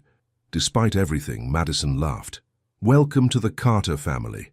She opened the door, and her mother bustled in with enough pie to feed an army. But as her mother chattered about the day, and Christopher made appropriate responses, Madison caught his eye across the room. Soon, his expression said. Soon we'll finish this conversation. Soon, she agreed silently. Soon we'll stop pretending. And soon couldn't come fast enough. Madison woke up the next morning to an empty bed and the sound of her phone buzzing insistently. 7 missed calls from her mother. 12 texts in the family group chat. 3 voicemails from her grandmother. Her stomach sank. Something was wrong. She grabbed her phone and scrolled through the messages, her heart rate increasing with each one. Layla, I need to talk to everyone. Family meeting at Mom's, 10 a.m. It's important. Mom, please come, sweetheart. Your sister needs us. Grandma, if Derek hurt her, I'm going to hit him with my purse. It's heavy. I carry rocks in it for self-defense. Madison stumbled out of bed, pulling on jeans and a sweater. Where was Christopher? She found him in the kitchen, already dressed, 2 travel mugs of coffee ready. Your family's been trying to reach you, he said. Your mom called me when you didn't answer. What happened? I don't know. Your mom just said Layla needs everyone there now. He handed her a coffee and her coat. Come on, I'll drive. The drive to her mother's house was tense. Madison tried calling Layla 3 times, but it went straight to voicemail. She's probably fine, Christopher said, though he didn't sound convinced. Maybe she just wants to discuss wedding plans or something. Then why does my grandmother have rocks in her purse for Derek-related emergencies? Your grandmother always has rocks in her purse. Fair point. When they arrived, the entire family was already gathered in the living room. Her mother looked worried. Her grandmother was muttering something about men and their nonsense, and Andrew was pacing like he was working a case. Layla sat on the couch, her eyes red from crying, but she looked calm, almost relieved. "What's going on?" Madison asked, sitting next to her sister. Christopher stood behind her, his hand coming to rest on her shoulder in silent support. "I called off the engagement," Layla said quietly. The room erupted. "What?" their mother gasped. "Finally," Andrew said, then caught himself. "I mean, that's unfortunate." "Where's Derek?" their grandmother demanded. "Did he do something? Because I have rocks." "Grandma, please put away your weaponized purse," Layla said with a watery laugh. "Derek didn't do anything wrong, that's kind of the problem." Madison took her sister's hand. "What do you mean?" Layla looked at her, then at Christopher, then back. "I realized something watching you two. Watching how you look at each other, how you laugh together, how you just fit. Derek and I, we make sense on paper. We have compatible lifestyles, similar goals, matching 5-year plans, but we don't have what you have. Layla, we don't laugh like you do. We don't have inside jokes. He doesn't know that I hate the color yellow or that I still sleep with a nightlight because I'm scared of the dark. And I don't know his favorite book or what makes him really, truly happy beyond his career." Layla wiped her eyes. "We were building a partnership, not a love story, and I want a love story." Their mother was crying now. "Oh, honey, I talked to Derek last night. He agreed. We were both trying to force something that wasn't there. He's a good man, but he's not my person." She squeezed Madison's hand. "And I realized that because of you two. Because you showed me what real love looks like." Madison felt Christopher's hand tighten on her shoulder. Guilt twisted in her stomach. Their fake relationship had just destroyed her sister's real one. Except it wasn't fake anymore, was it? "Are you okay?" Madison asked. "I'm sad, but I'm also relieved." Layla smiled through her tears. "I'd rather be alone and hopeful than coupled and settling. You taught me that, Maddie. You and your books and your insistence on happily ever afters. I want my happily ever after, just not with Derek." Their grandmother stood up decisively. "Then we need wine." "It's 10 in the morning, but this is a crisis. Or a celebration, I can't tell which." "Both," Layla said. "Definitely both." Several hours later, after wine and tears and too much family bonding, Madison and Christopher finally escaped back to their apartment. The moment the door closed, Madison turned to him. "My sister called off her engagement because of us." "I know. Because she wanted what we have, what we're pretending to have." "Madison, except we're not pretending anymore, are we?" She started pacing. "We said we loved each other. We almost kissed. We wake up wrapped around each other every morning. At what point does this stop being fake?" Christopher caught her arm, stopping her pacing. "It stopped being fake the moment I agreed to do this. Maybe before that. Maybe it was never fake at all. But what happens after Christmas? We go back to our real lives, and then what? Do we date? Do we try to make this work? What if we can't transition from fake to real? What if—" "Madison." He pulled her closer. "Stop overthinking this. That's like telling the ocean to stop being wet." Despite everything, he smiled. "Fair point." His hands came up to frame her face. "But right now, in this moment, I don't care about logistics or what-ifs. I only care about this. I love you. Really, truly love you. And I want to see where this goes. Even if it's scary. Especially because it's scary. The best things usually are." Madison looked up at him. At this man who knew her better than anyone. Who brought her coffee without asking. Who held her when she needed it and gave her space when she didn't. Who made her laugh and drove her crazy and somehow became the most essential person in her life without her even noticing. "I love you too," she whispered. "So much it terrifies me." "Good, we can be terrified together." He leaned down, and this time there was no interruption. No family bursting through doors, no phones ringing, no last-minute interruptions. Just Christopher, lowering his head slowly, giving her time to pull away if she wanted. She didn't want to. Their lips met softly at first, tentative, questioning. But then Christopher made a low sound in his throat, and pulled her closer, one hand sliding into her hair while the other wrapped around her waist, and the kiss deepened into something that stole her breath and made her knees weak. Madison's hands fisted in his shirt, pulling him closer, desperate to eliminate any space between them. He tasted like coffee and something uniquely him, and she never wanted this to end. When they finally broke apart, both breathing hard, Christopher rested his forehead against hers. "I've wanted to do that for 3 years," he admitted. "You should have done it sooner. I was an idiot. You were scared." "Same thing." He pulled back to look at her, his blue eyes dark with want. "But I'm not scared anymore." "Liar. You're terrified. I can feel your heart racing." "Okay, I'm terrified. But I'm doing it anyway." Madison smiled, reaching up to trace his jaw. "That's called being brave, not stupid. With you, same thing." She laughed and pulled him in for another kiss, slower this time, sweeter. When they broke apart, she was smiling against his lips. "We should tell my family," she said. "The truth, that this started as fake but became real." Christopher tensed. "Are you sure? They deserve to know, and I'm tired of pretending. Even pretending that we're pretending." She laced her fingers through his. "I want this to be real in every way. No more lies." "Okay." He kissed her forehead. "We'll tell them together. At Christmas Eve dinner." "Christmas Eve dinner," she agreed. What neither of them knew was that Christmas Eve was going to bring more than just confessions. It was going to change everything. Christopher's POV. The next 2 days passed in a blur of family activities and stolen moments. Christopher found himself existing in a strange limbo. They'd kissed, they'd confessed their feelings, but they hadn't told anyone yet. To the family, they were still the perfect couple who'd been together for 6 months. Only Christopher and Madison knew the truth was far more complicated and far more real. The night before Christmas Eve, Christopher couldn't sleep. Again. But this time, it wasn't because of unfulfilled longing or confusion. It was anticipation. Tomorrow, they'd tell the truth. Tomorrow, everything would change. Again. He heard movement from Madison's side of the bed. The pillow wall had been officially abandoned days ago. Now they just slept together, tangled up in each other, pretending it was accidental even though they both knew better. "Can't sleep," she whispered. "No, you. My brain won't shut off." She rolled over to face him in the darkness. "I keep thinking about tomorrow. What if they're angry? What if they think we made fools of them?" "They won't." "How do you know?" "Because they've watched us fall in love in real time. Whether we were faking it or not at the beginning doesn't matter. What matters is what's real now."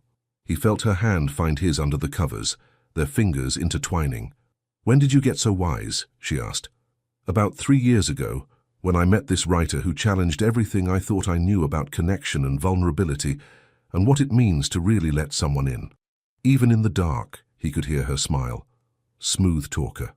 Only with you." They lay in comfortable silence for a moment. Then Madison sat up suddenly. "I can't just lie here. I need to move or think or, I don't know, something." Christopher sat up too. "What did you have in mind?" "I don't know. Go for a walk. Count sheep. Learn to juggle." He laughed and got out of bed, extending his hand. "I have a better idea." Madison's POV. Madison let Christopher pull her out of bed and into the living room. He didn't turn on any lights, just walked over to the old radio her mother kept on the shelf and turned it on low. Soft music filled the room, something slow and jazzy, the kind of song that belonged in old movies. "What are you doing?" Madison asked. "Something I've wanted to do since the night we agreed to this insane plan." He held out his hand. "Dance with me." "Christopher." "No audience, no performance. Just us." His eyes found hers in the dim light streaming through the windows. "Dance with me, Madison." She took his hand. He pulled her close, one hand settling on her waist, the other holding hers. Madison's free hand came up to rest on his shoulder, and they began to sway to the music. "You're a good dancer," she observed. "I took lessons. For business events." "Of course you did. What's that supposed to mean?" "It means you're annoyingly perfect at everything. I'm terrible at ice skating. One thing. You're bad at one thing. I'm also bad at pretending I'm not completely in love with you." He pulled her closer, until there was barely any space between them. "I've been terrible at that for years." Madison rested her head against his chest, listening to his heartbeat. Why didn't you tell me before all this? Fear, cowardice, the certainty that you'd never see me as anything more than a friend. He pressed a kiss to the top of her head. Take your pick. I was an idiot too. I convinced myself that what I felt was just normal best friend affection, that the reason my heart raced when you smiled at me was just, I don't know, caffeine. Christopher laughed, the sound rumbling through his chest. Caffeine? I was in denial. It seemed logical at the time. He spun her gently, then pulled her back in. Madison went willingly, fitting against him like she was made to be there. Can I tell you something? She asked quietly. Always. That first morning, when we woke up tangled together, she felt him tense slightly. I didn't want you to let go. I pretended to be upset or surprised, but really, I just wanted to stay there forever. Madison.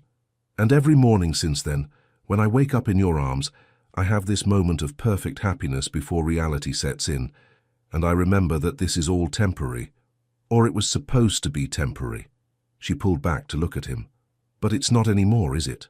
This is real. This is real, he confirmed, his voice rough with emotion. This is the realest thing I've ever felt. The song changed to something even slower, more intimate. They kept dancing, barely moving now, just swaying together in the darkened living room. I'm scared about tomorrow, Madison admitted. Me too. What if everything falls apart? Christopher stopped dancing. His hand came up to cup her face, his thumb brushing her cheek. Then we'll put it back together. But Madison, I don't think it will. Your family loves you, they want you to be happy. And if you're happy with me, if we're happy together, that's all that will matter to them. When did you become so sure about us?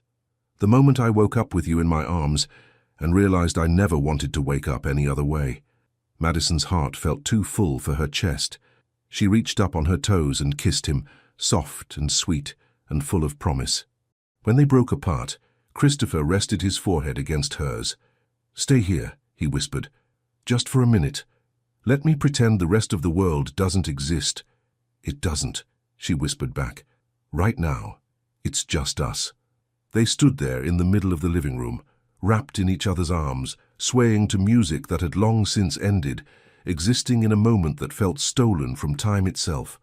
And the next morning, Christmas Eve, Madison woke to sunlight and the smell of coffee. She stretched, smiling at the memory of dancing with Christopher in the dark. They'd stayed up until almost 3, talking and laughing and stealing kisses like teenagers. She found him in the kitchen making breakfast. He looked up when she entered, and his entire face transformed, that smile that was only for her. Morning, beautiful. Morning. She walked over and wrapped her arms around him from behind, pressing her face against his back. You're making eggs. I'm attempting eggs. The jury's still out on whether they're edible. You're a tech genius who runs a billion-dollar company. I think you can handle scrambled eggs. You'd think that, you'd be wrong. She laughed and released him, moving to pour coffee. They moved around each other with easy familiarity, and Madison marveled at how natural this felt. Like they'd been doing this for years. Like they were meant to do this for years more. So, Christopher said, plating the eggs, which actually looked good. Tonight's the night. We tell your family everything. Tonight's the night, Madison confirmed, accepting the plate he handed her.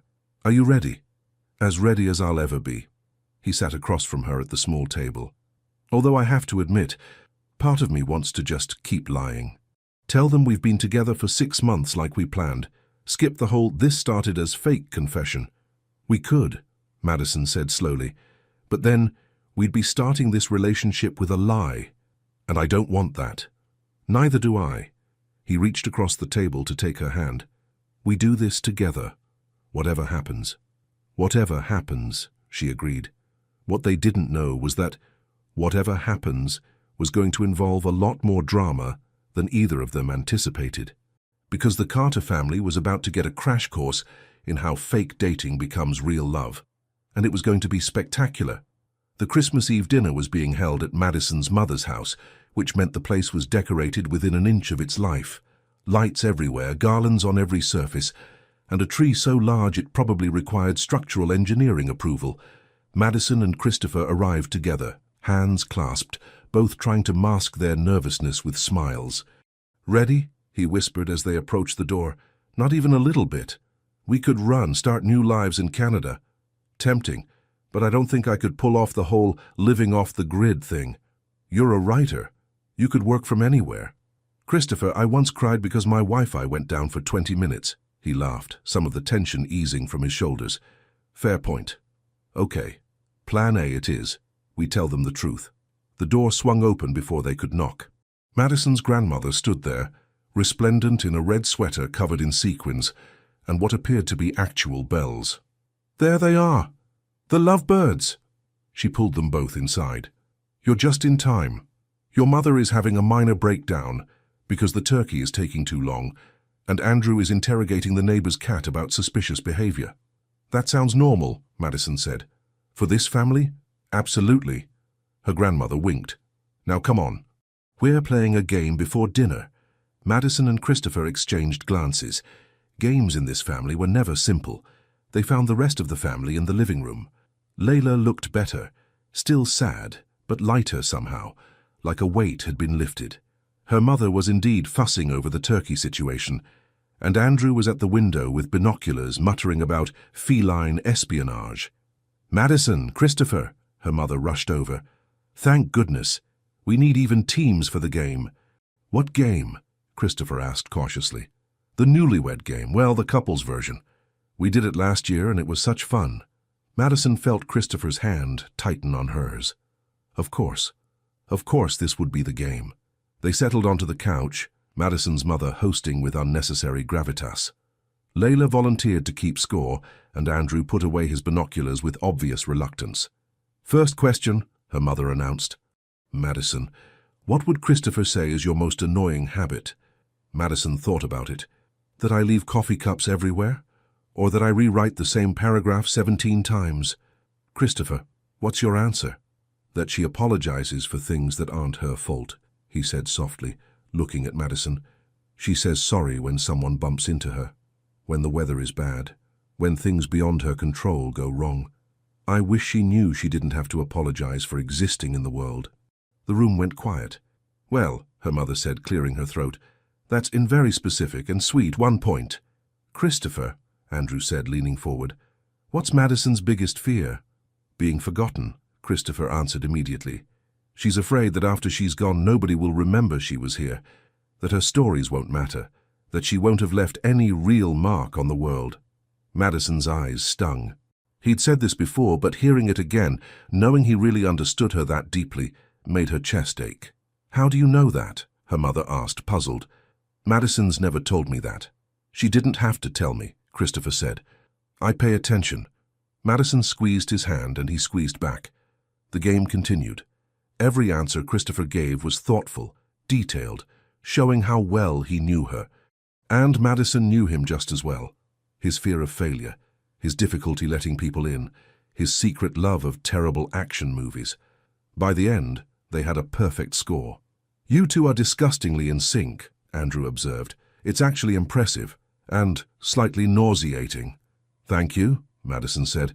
"That wasn't a compliment. I'm choosing to take it as one."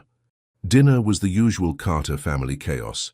Too much food, too many conversations happening at once, and her grandmother telling increasingly inappropriate stories about her youth that made everyone uncomfortable.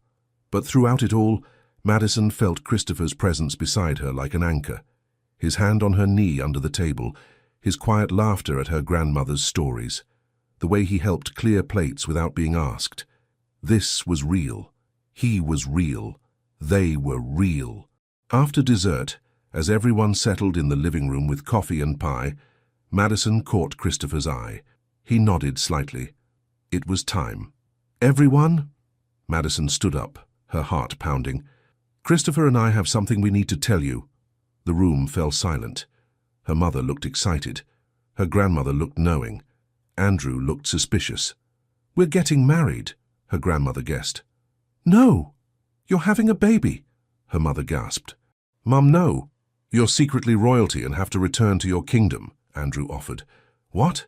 No, can everyone just—" Madison took a deep breath. "The truth is, Christopher and I haven't been dating for 6 months." Confusion rippled through the room. "What do you mean?" Layla asked. Madison looked at Christopher, who stood and took her hand. "When Madison called me about coming here for Christmas," he said, "she asked me to pretend to be her boyfriend. It was supposed to be fake. A way to get her family to stop pressuring her about being single." Her mother's face went pale. "You were faking?" "At first," Madison said quickly. "But you lied to us?" Her mother's voice rose. "This whole time? Everything was a lie? That's not... It became real." Madison tried to explain, but her mother was standing now, hurt and anger warring on her face. "How could you do this? Make fools of us? Let us believe..." Her mother pressed a hand to her chest. "I thought you'd finally found someone. I thought you were happy." "I am happy," Madison insisted. "That's what I'm trying to tell you. It started as fake, but it became real. We fell in love. Actually fell in love." "How convenient," Andrew said dryly. "Right when you got caught." "We weren't caught," Christopher said firmly. "We chose to tell you the truth because we don't want to start our relationship with a lie." "Start your relationship?" her grandmother said. "So you're saying for the past 2 weeks everything we saw, the looks, the touches, the way you couldn't keep your eyes off each other, that was all acting?" "No," Madison said desperately. "That's what I'm trying to explain. It started as acting, but somewhere along the way it became real. I don't know exactly when. Maybe the first morning when we woke up tangled together. Maybe when he danced with me when nobody was watching. Maybe it was always real and we were just too scared to admit it." "This is ridiculous," her mother said, shaking her head. "You can't fake your way into real love?" "Why not?" Layla's voice cut through the tension. Everyone turned to look at her. "Why can't you fake your way into real love? They spent 2 weeks living as a couple, waking up together, making decisions together, learning each other's habits and fears and dreams. That's more intimacy than some people have in years of dating." "Layla..." "No, Mom. Listen." Layla stood, walking over to Madison. "I watched them. Every day. The way they looked at each other when they thought no one was watching. The way Christopher brought her coffee without asking. The way Madison laughed at his jokes, even when they weren't funny. The way they fit together like they'd been doing this forever." She took Madison's hand. "That wasn't fake. Maybe it started that way, but what I saw, that was real love." Madison's throat was tight. "Thank you," she whispered. Her mother looked between them, conflict clear on her face. "I don't know what to think. I need a moment." She left the room, and the silence that followed was deafening. Christopher's arm came around Madison's waist. "I'm sorry," he said to the remaining family. "We never meant to hurt anyone. We didn't expect this to happen." "Life's funny that way," her grandmother said, and there was something almost approving in her voice. "You make plans and then love laughs in your face." "So you're not angry?" Madison asked. "Oh, I'm furious. You lied to us, made us look like fools." Her grandmother smiled. "But I'm also not blind. I've been married 53 years before my husband passed. I know what real love looks like, and you two?" She pointed at them. "You have it, whether you meant to or not." Andrew was still frowning. "I don't like being deceived." "We know," Christopher said. Andrew continued slowly. "I also ran a background check on you the first day you arrived." "You what?" Madison yelped. "I'm thorough. Sue me." He pulled out his phone. "And according to my research, you've been friends with Madison for 5 years. You show up at her apartment multiple times a week. You've been her emergency contact for 3 years. You attend every book launch she has. You've never dated anyone seriously in all that time." He looked up. "So either you're the world's best friend, or you've been in love with her way longer than 2 weeks. Christopher met his gaze evenly. 3 years. I've been in love with her for 3 years. Then this fake dating thing was just you finally getting your chance, Andrew concluded. Yes. And you took it. I did. Smart man. Andrew sat back. I'm still mad you lied, but I respect the strategy. Madison didn't know whether to laugh or cry. Her family was insane. Absolutely insane. And she loved them for it. Now she just had to convince her mother. Madison found her mother on the back porch, wrapped in a coat, staring at the Christmas lights strung along the fence. Mom? Her mother didn't turn around. I prepared that pink room for you, bought extra blankets, made sure it was comfortable, because I thought my daughter would be spending Christmas alone again, and I wanted her to feel loved, even if she felt lonely. Madison's chest tightened.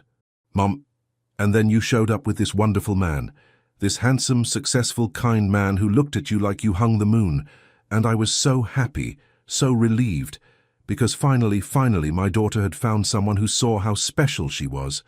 He does see that, Madison said softly. That part wasn't a lie. Her mother turned, tears on her cheeks. But you thought you had to lie to me, that you had to fake a relationship rather than just come home and be yourself. Do you know how that makes me feel?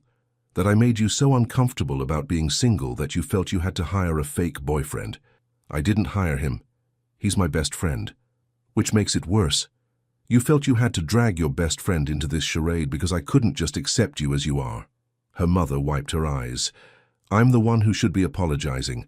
I pushed too hard, made you feel like you weren't enough on your own, and I'm so sorry, sweetheart. You've always been enough. More than enough. Madison felt tears spilling down her own cheeks. I know you were just worried about me. I was. But that's not your burden to carry. You're 27, brilliant, successful, talented. You've written books that make people believe in love. That's more than most people accomplish in a lifetime. Her mother cupped Madison's face. And if you want to be single, that's okay. If you want to be with Christopher, that's okay too. As long as you're happy and you're not lying to yourself or to me. I'm not lying, I really do love him, Mum. I think I have for years, but I was too scared to admit it. And yes, this started as a ridiculous plan, but it became real. He became real. We became real. Her mother studied her face for a long moment. You're sure? This isn't just convenience or proximity or... Mom, I wake up in his arms every morning, and it feels like coming home. He knows me better than I know myself sometimes. He makes me laugh even when I want to cry. He supports my dreams without trying to manage them. He's my best friend and the love of my life, and I didn't even realize those could be the same person until 2 weeks ago. Madison took her mother's hands. I know we started this in the worst possible way, but I've never been more sure of anything. Her mother pulled her into a tight hug. Then I'm happy for you. Truly. Even if you did give me a minor heart attack with that confession. That seems to be a family trait. Drama runs in our blood. We prefer emotionally expressive. Her mother pulled back, smiling through tears. Now let's go back inside before your grandmother drinks all the wine and starts telling stories about her wild youth that nobody needs to hear. They returned to find Christopher in the hallway, looking anxious. He straightened when he saw them. Mrs. Carter, I want to apologize. Oh, stop. Madison's mother waved a hand. You love my daughter. You've been her friend for 5 years. You agreed to this insane plan because you couldn't say no to her. If anything, that proves you're perfect for her. She needs someone who can keep up with her chaos. I do have a lot of chaos, Madison agreed. And you, her mother turned to Christopher, need someone who challenges you and makes you laugh and drags you out of your perfectly organized life sometimes. So really, you're both disasters who found each other. I call that fate. Far statistically improbable luck, Andrew called from the living room. Andrew, please stop eavesdropping, her mother called back. I'm detecting. It's different. Christopher was smiling now, relief clear on his face. So, we're okay? We're okay. Her mother patted his cheek. But if you hurt my daughter, I'll have to hurt you. I'm small, but I'm vicious when properly motivated. I would expect nothing less. They returned to the living room to find everyone pretending they hadn't been listening at the door. Her grandmother was the first to speak. So, are we doing gifts now, or are we waiting for more dramatic revelations? Because I have some stories about my second husband that would really spice things up. Grandma, you've only had one husband, Layla said. That you know of. Mom, Madison's mother gasped. I'm kidding. Probably. The 60s were very blurry. The tension broke.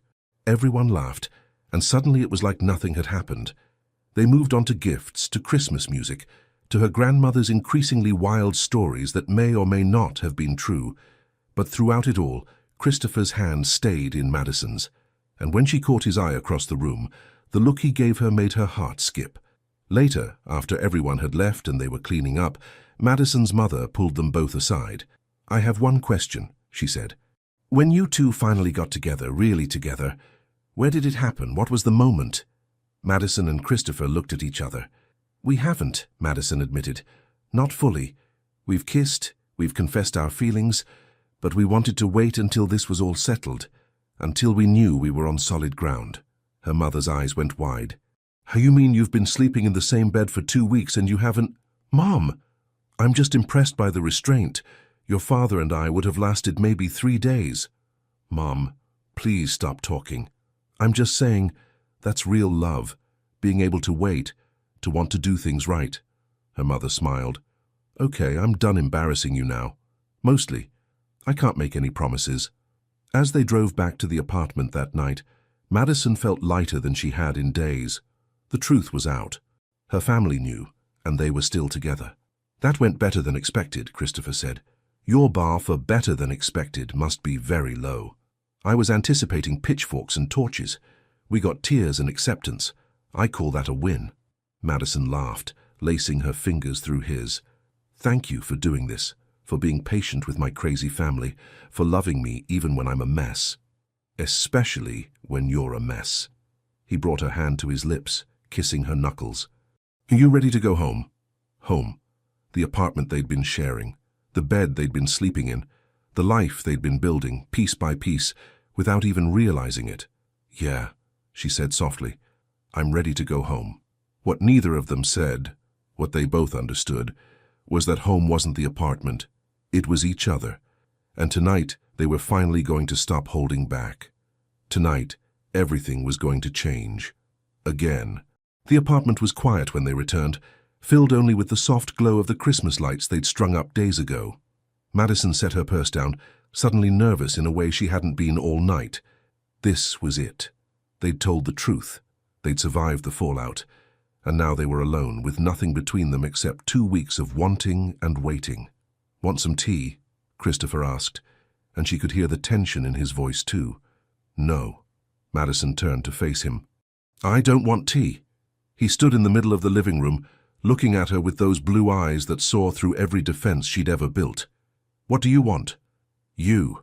The word came out barely above a whisper. I want you. Something flickered in his expression. Heat, desire, and something deeper. Something that made her breath catch. Madison! He crossed to her in 3 strides, his hands framing her face. Are you sure? Because once we do this, once we cross this line, I won't be able to go back. I won't be able to pretend you're just my friend anymore. Good, she breathed, because I don't want you to pretend. I want this. I want you. All of you. He kissed her then, deep and thorough. One hand sliding into her hair while the other wrapped around her waist, pulling her flush against him. Madison melted into him, her hands fisting in his shirt, desperate to eliminate any space between them. When they broke apart, both breathing hard, Christopher rested his forehead against hers. Bedroom, he murmured. I want to do this right.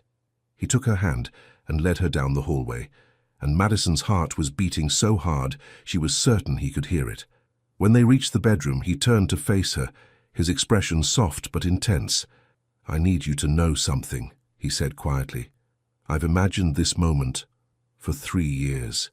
And now that it's finally happening, I'm terrified of rushing it, of not making it perfect for you. Madison reached up to cup his face, feeling the slight stubble under her palms. Christopher, it's already perfect. Because it's you. Because it's us. He kissed her again, slower this time, savoring. His hands moved to the zipper of her dress, and he paused, asking permission with his eyes.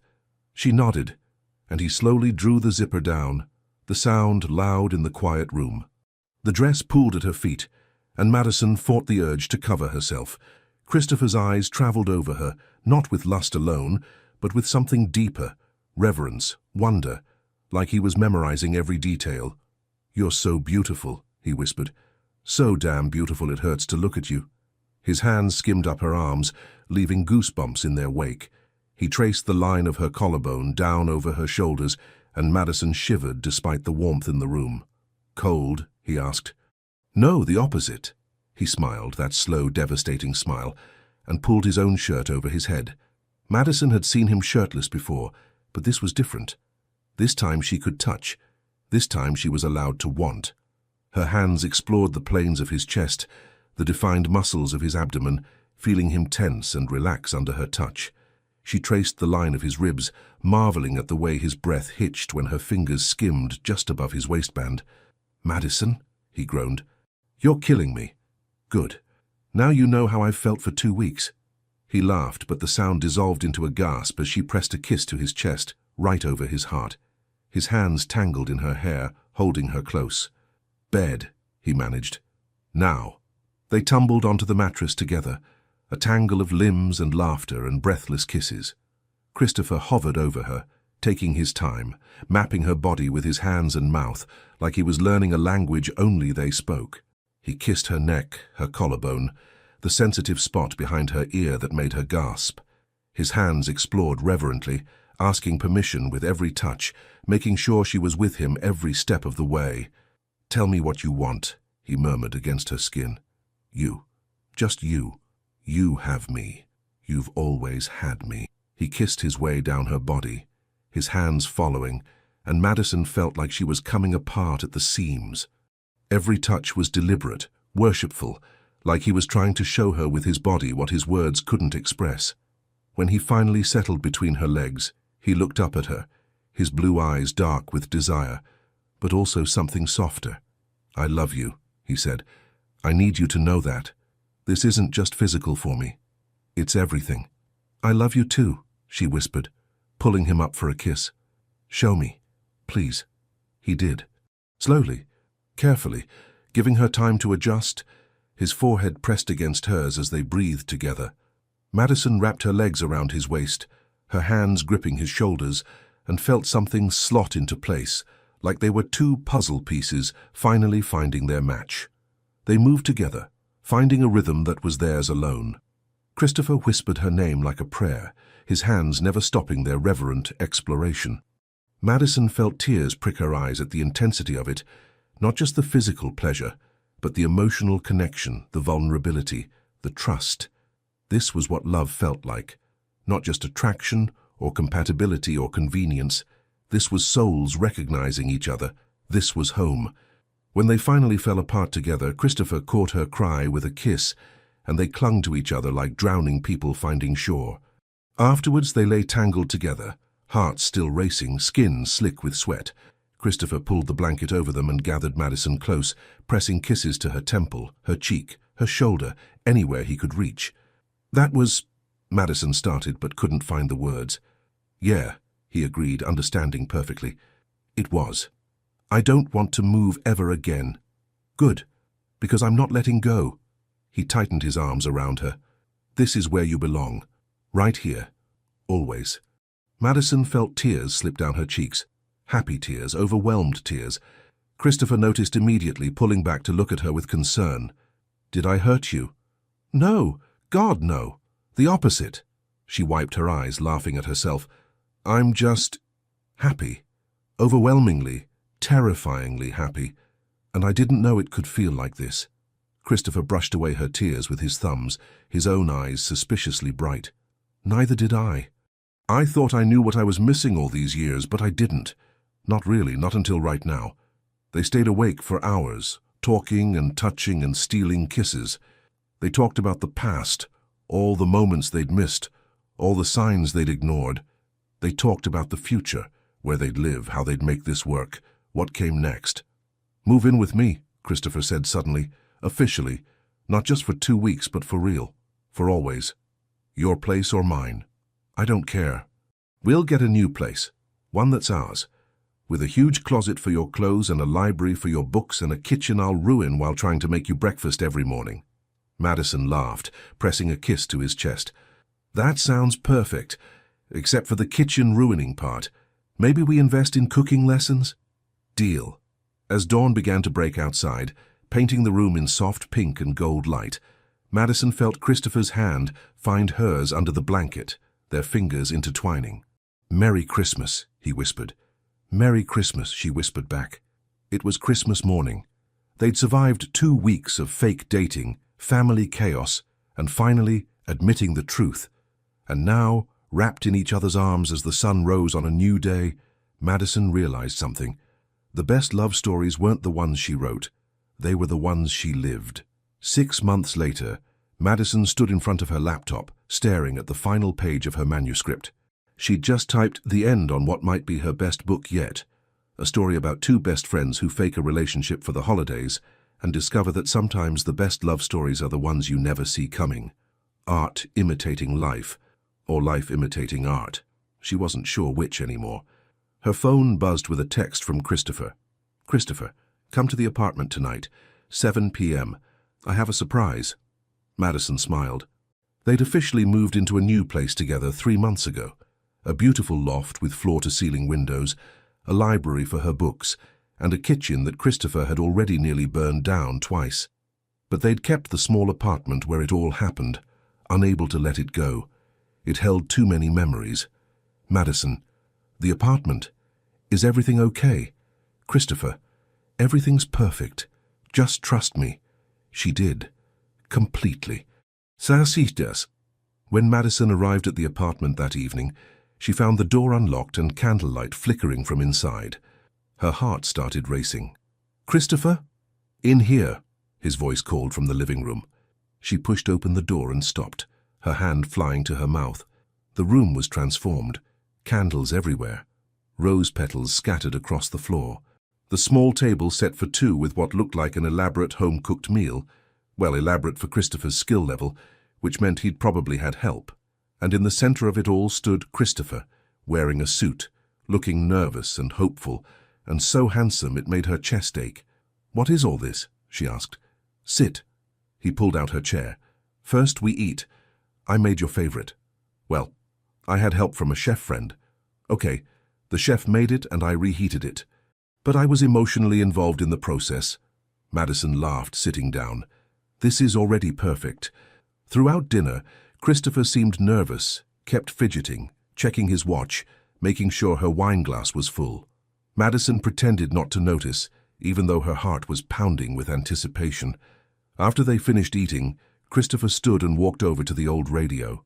He turned it on, and soft jazz filled the room, the same music that had played the night they'd danced together in the dark. "Dance with me," he said, extending his hand. "Again?" she asked, but she was already standing.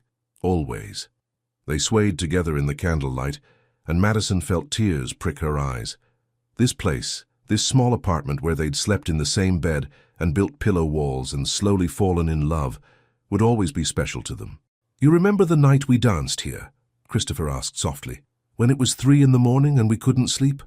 I remember everything about that night. I told myself I was dancing with you to calm your nerves, to help you relax." He pulled back slightly to look at her. "But the truth is, I danced with you because I wanted to hold you. Because even then, before we'd admitted anything, I knew I never wanted to let go." "Christopher, let me finish." He took a shaky breath. "Madison, you came into my life 5 years ago and turned everything upside down. You made me laugh, you challenged me. You saw past the CEO, past the carefully constructed image, and you just saw me. And you liked me anyway." Tears were sliding down Madison's cheeks now. "These past 6 months have been the best of my life," he continued.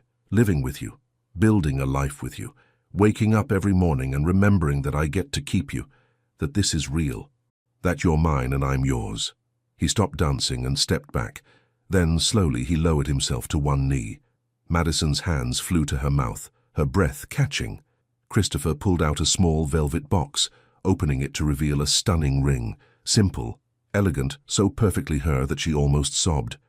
"Madison Carter, you write stories about love for millions of people. You create happily ever afters for a living. But I don't want to be a character in one of your books." His voice was thick with emotion.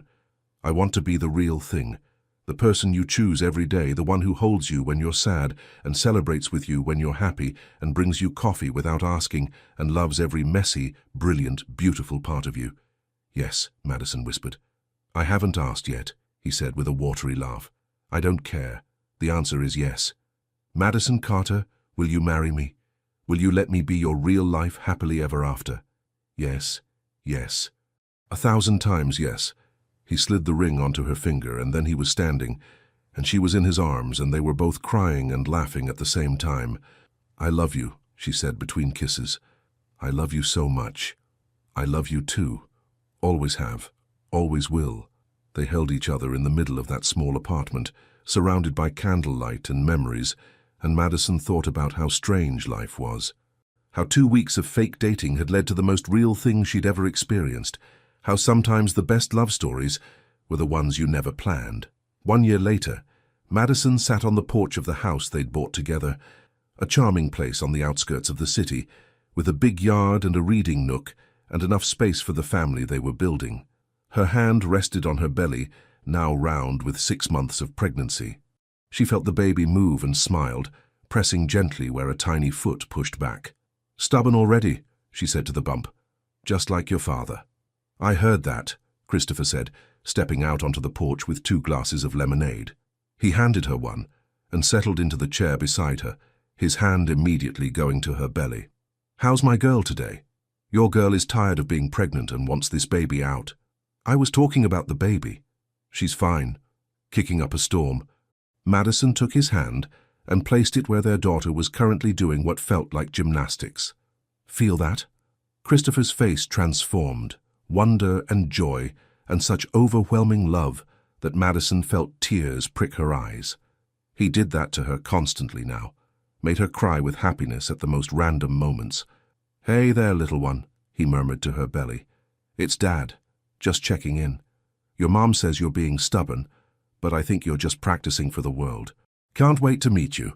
The baby kicked again as if in response. Madison watched her husband, talk to their daughter, and felt so overwhelmingly grateful she could barely breathe. They'd gotten married in the spring, a small ceremony with family and friends, held in the apartment building's courtyard where it all began. Her mother had cried through the entire ceremony. Her grandmother had made inappropriate jokes during the reception. Andrew had given a best man speech that included a detailed timeline of their suspicious behavior leading up to the fake dating scheme. Layla, who'd since started dating a kind physical therapist she'd met at the gym, had been her maid of honor. It had been perfect, chaotic and emotional and absolutely perfect. "What are you thinking about?" Christopher asked, looking up at her. "How different my life is now. How 1.5 years ago I was dreading Christmas. And now," she gestured around them, "now I have all this. A husband, a baby on the way, a life I didn't even know I wanted." "Thank God for your family's excessive Christmas expectations," Christopher said with a grin. "Thank God you agreed to the world's most ridiculous plan." "Best decision I ever made." He leaned over to kiss her, gentle and sweet. "Well, second best. The best was telling you I loved you. You're so cheesy. You love it." "I really do." They sat together as the sun began to set, painting the sky in shades of pink and gold. Christopher's hand stayed on her belly, feeling their daughter move. Madison's hand covered his, holding it there. "You know what's funny?" Madison said. "I spent years writing romance novels about people finding love in unexpected ways, and then I lived it. Are you going to write about us?" "I already did. Just finished the manuscript. It's about 2 best friends who fake a relationship for Christmas and discover that sometimes the person you've been looking for has been there all along." "How does it end?" "Happily, obviously," she smiled. "With a house, a baby, and a lifetime of loving each other even when it's messy and complicated and scary. Sounds realistic. The best love stories are." Christopher stood and held out his hand. "Come on, let's go inside. I'll make dinner." "You'll burn dinner." "Probably. But you'll love me anyway. Always." As they walked into their house, their home, Madison thought about everything that had led them here, the fake dating, the real feelings, the chaos and confession, and finally, the courage to choose love. Her grandmother had been right. Life was funny. You made plans, and then love laughed in your face. But sometimes, if you were very lucky, that laughter turned into the best sound you'd ever heard, the sound of coming home. Leave your comment and share this story with someone special. It truly helps us keep bringing new stories to you. And if you want to follow every chapter of this emotional journey, subscribe to the channel and turn on the notification bell. Your support makes all the difference.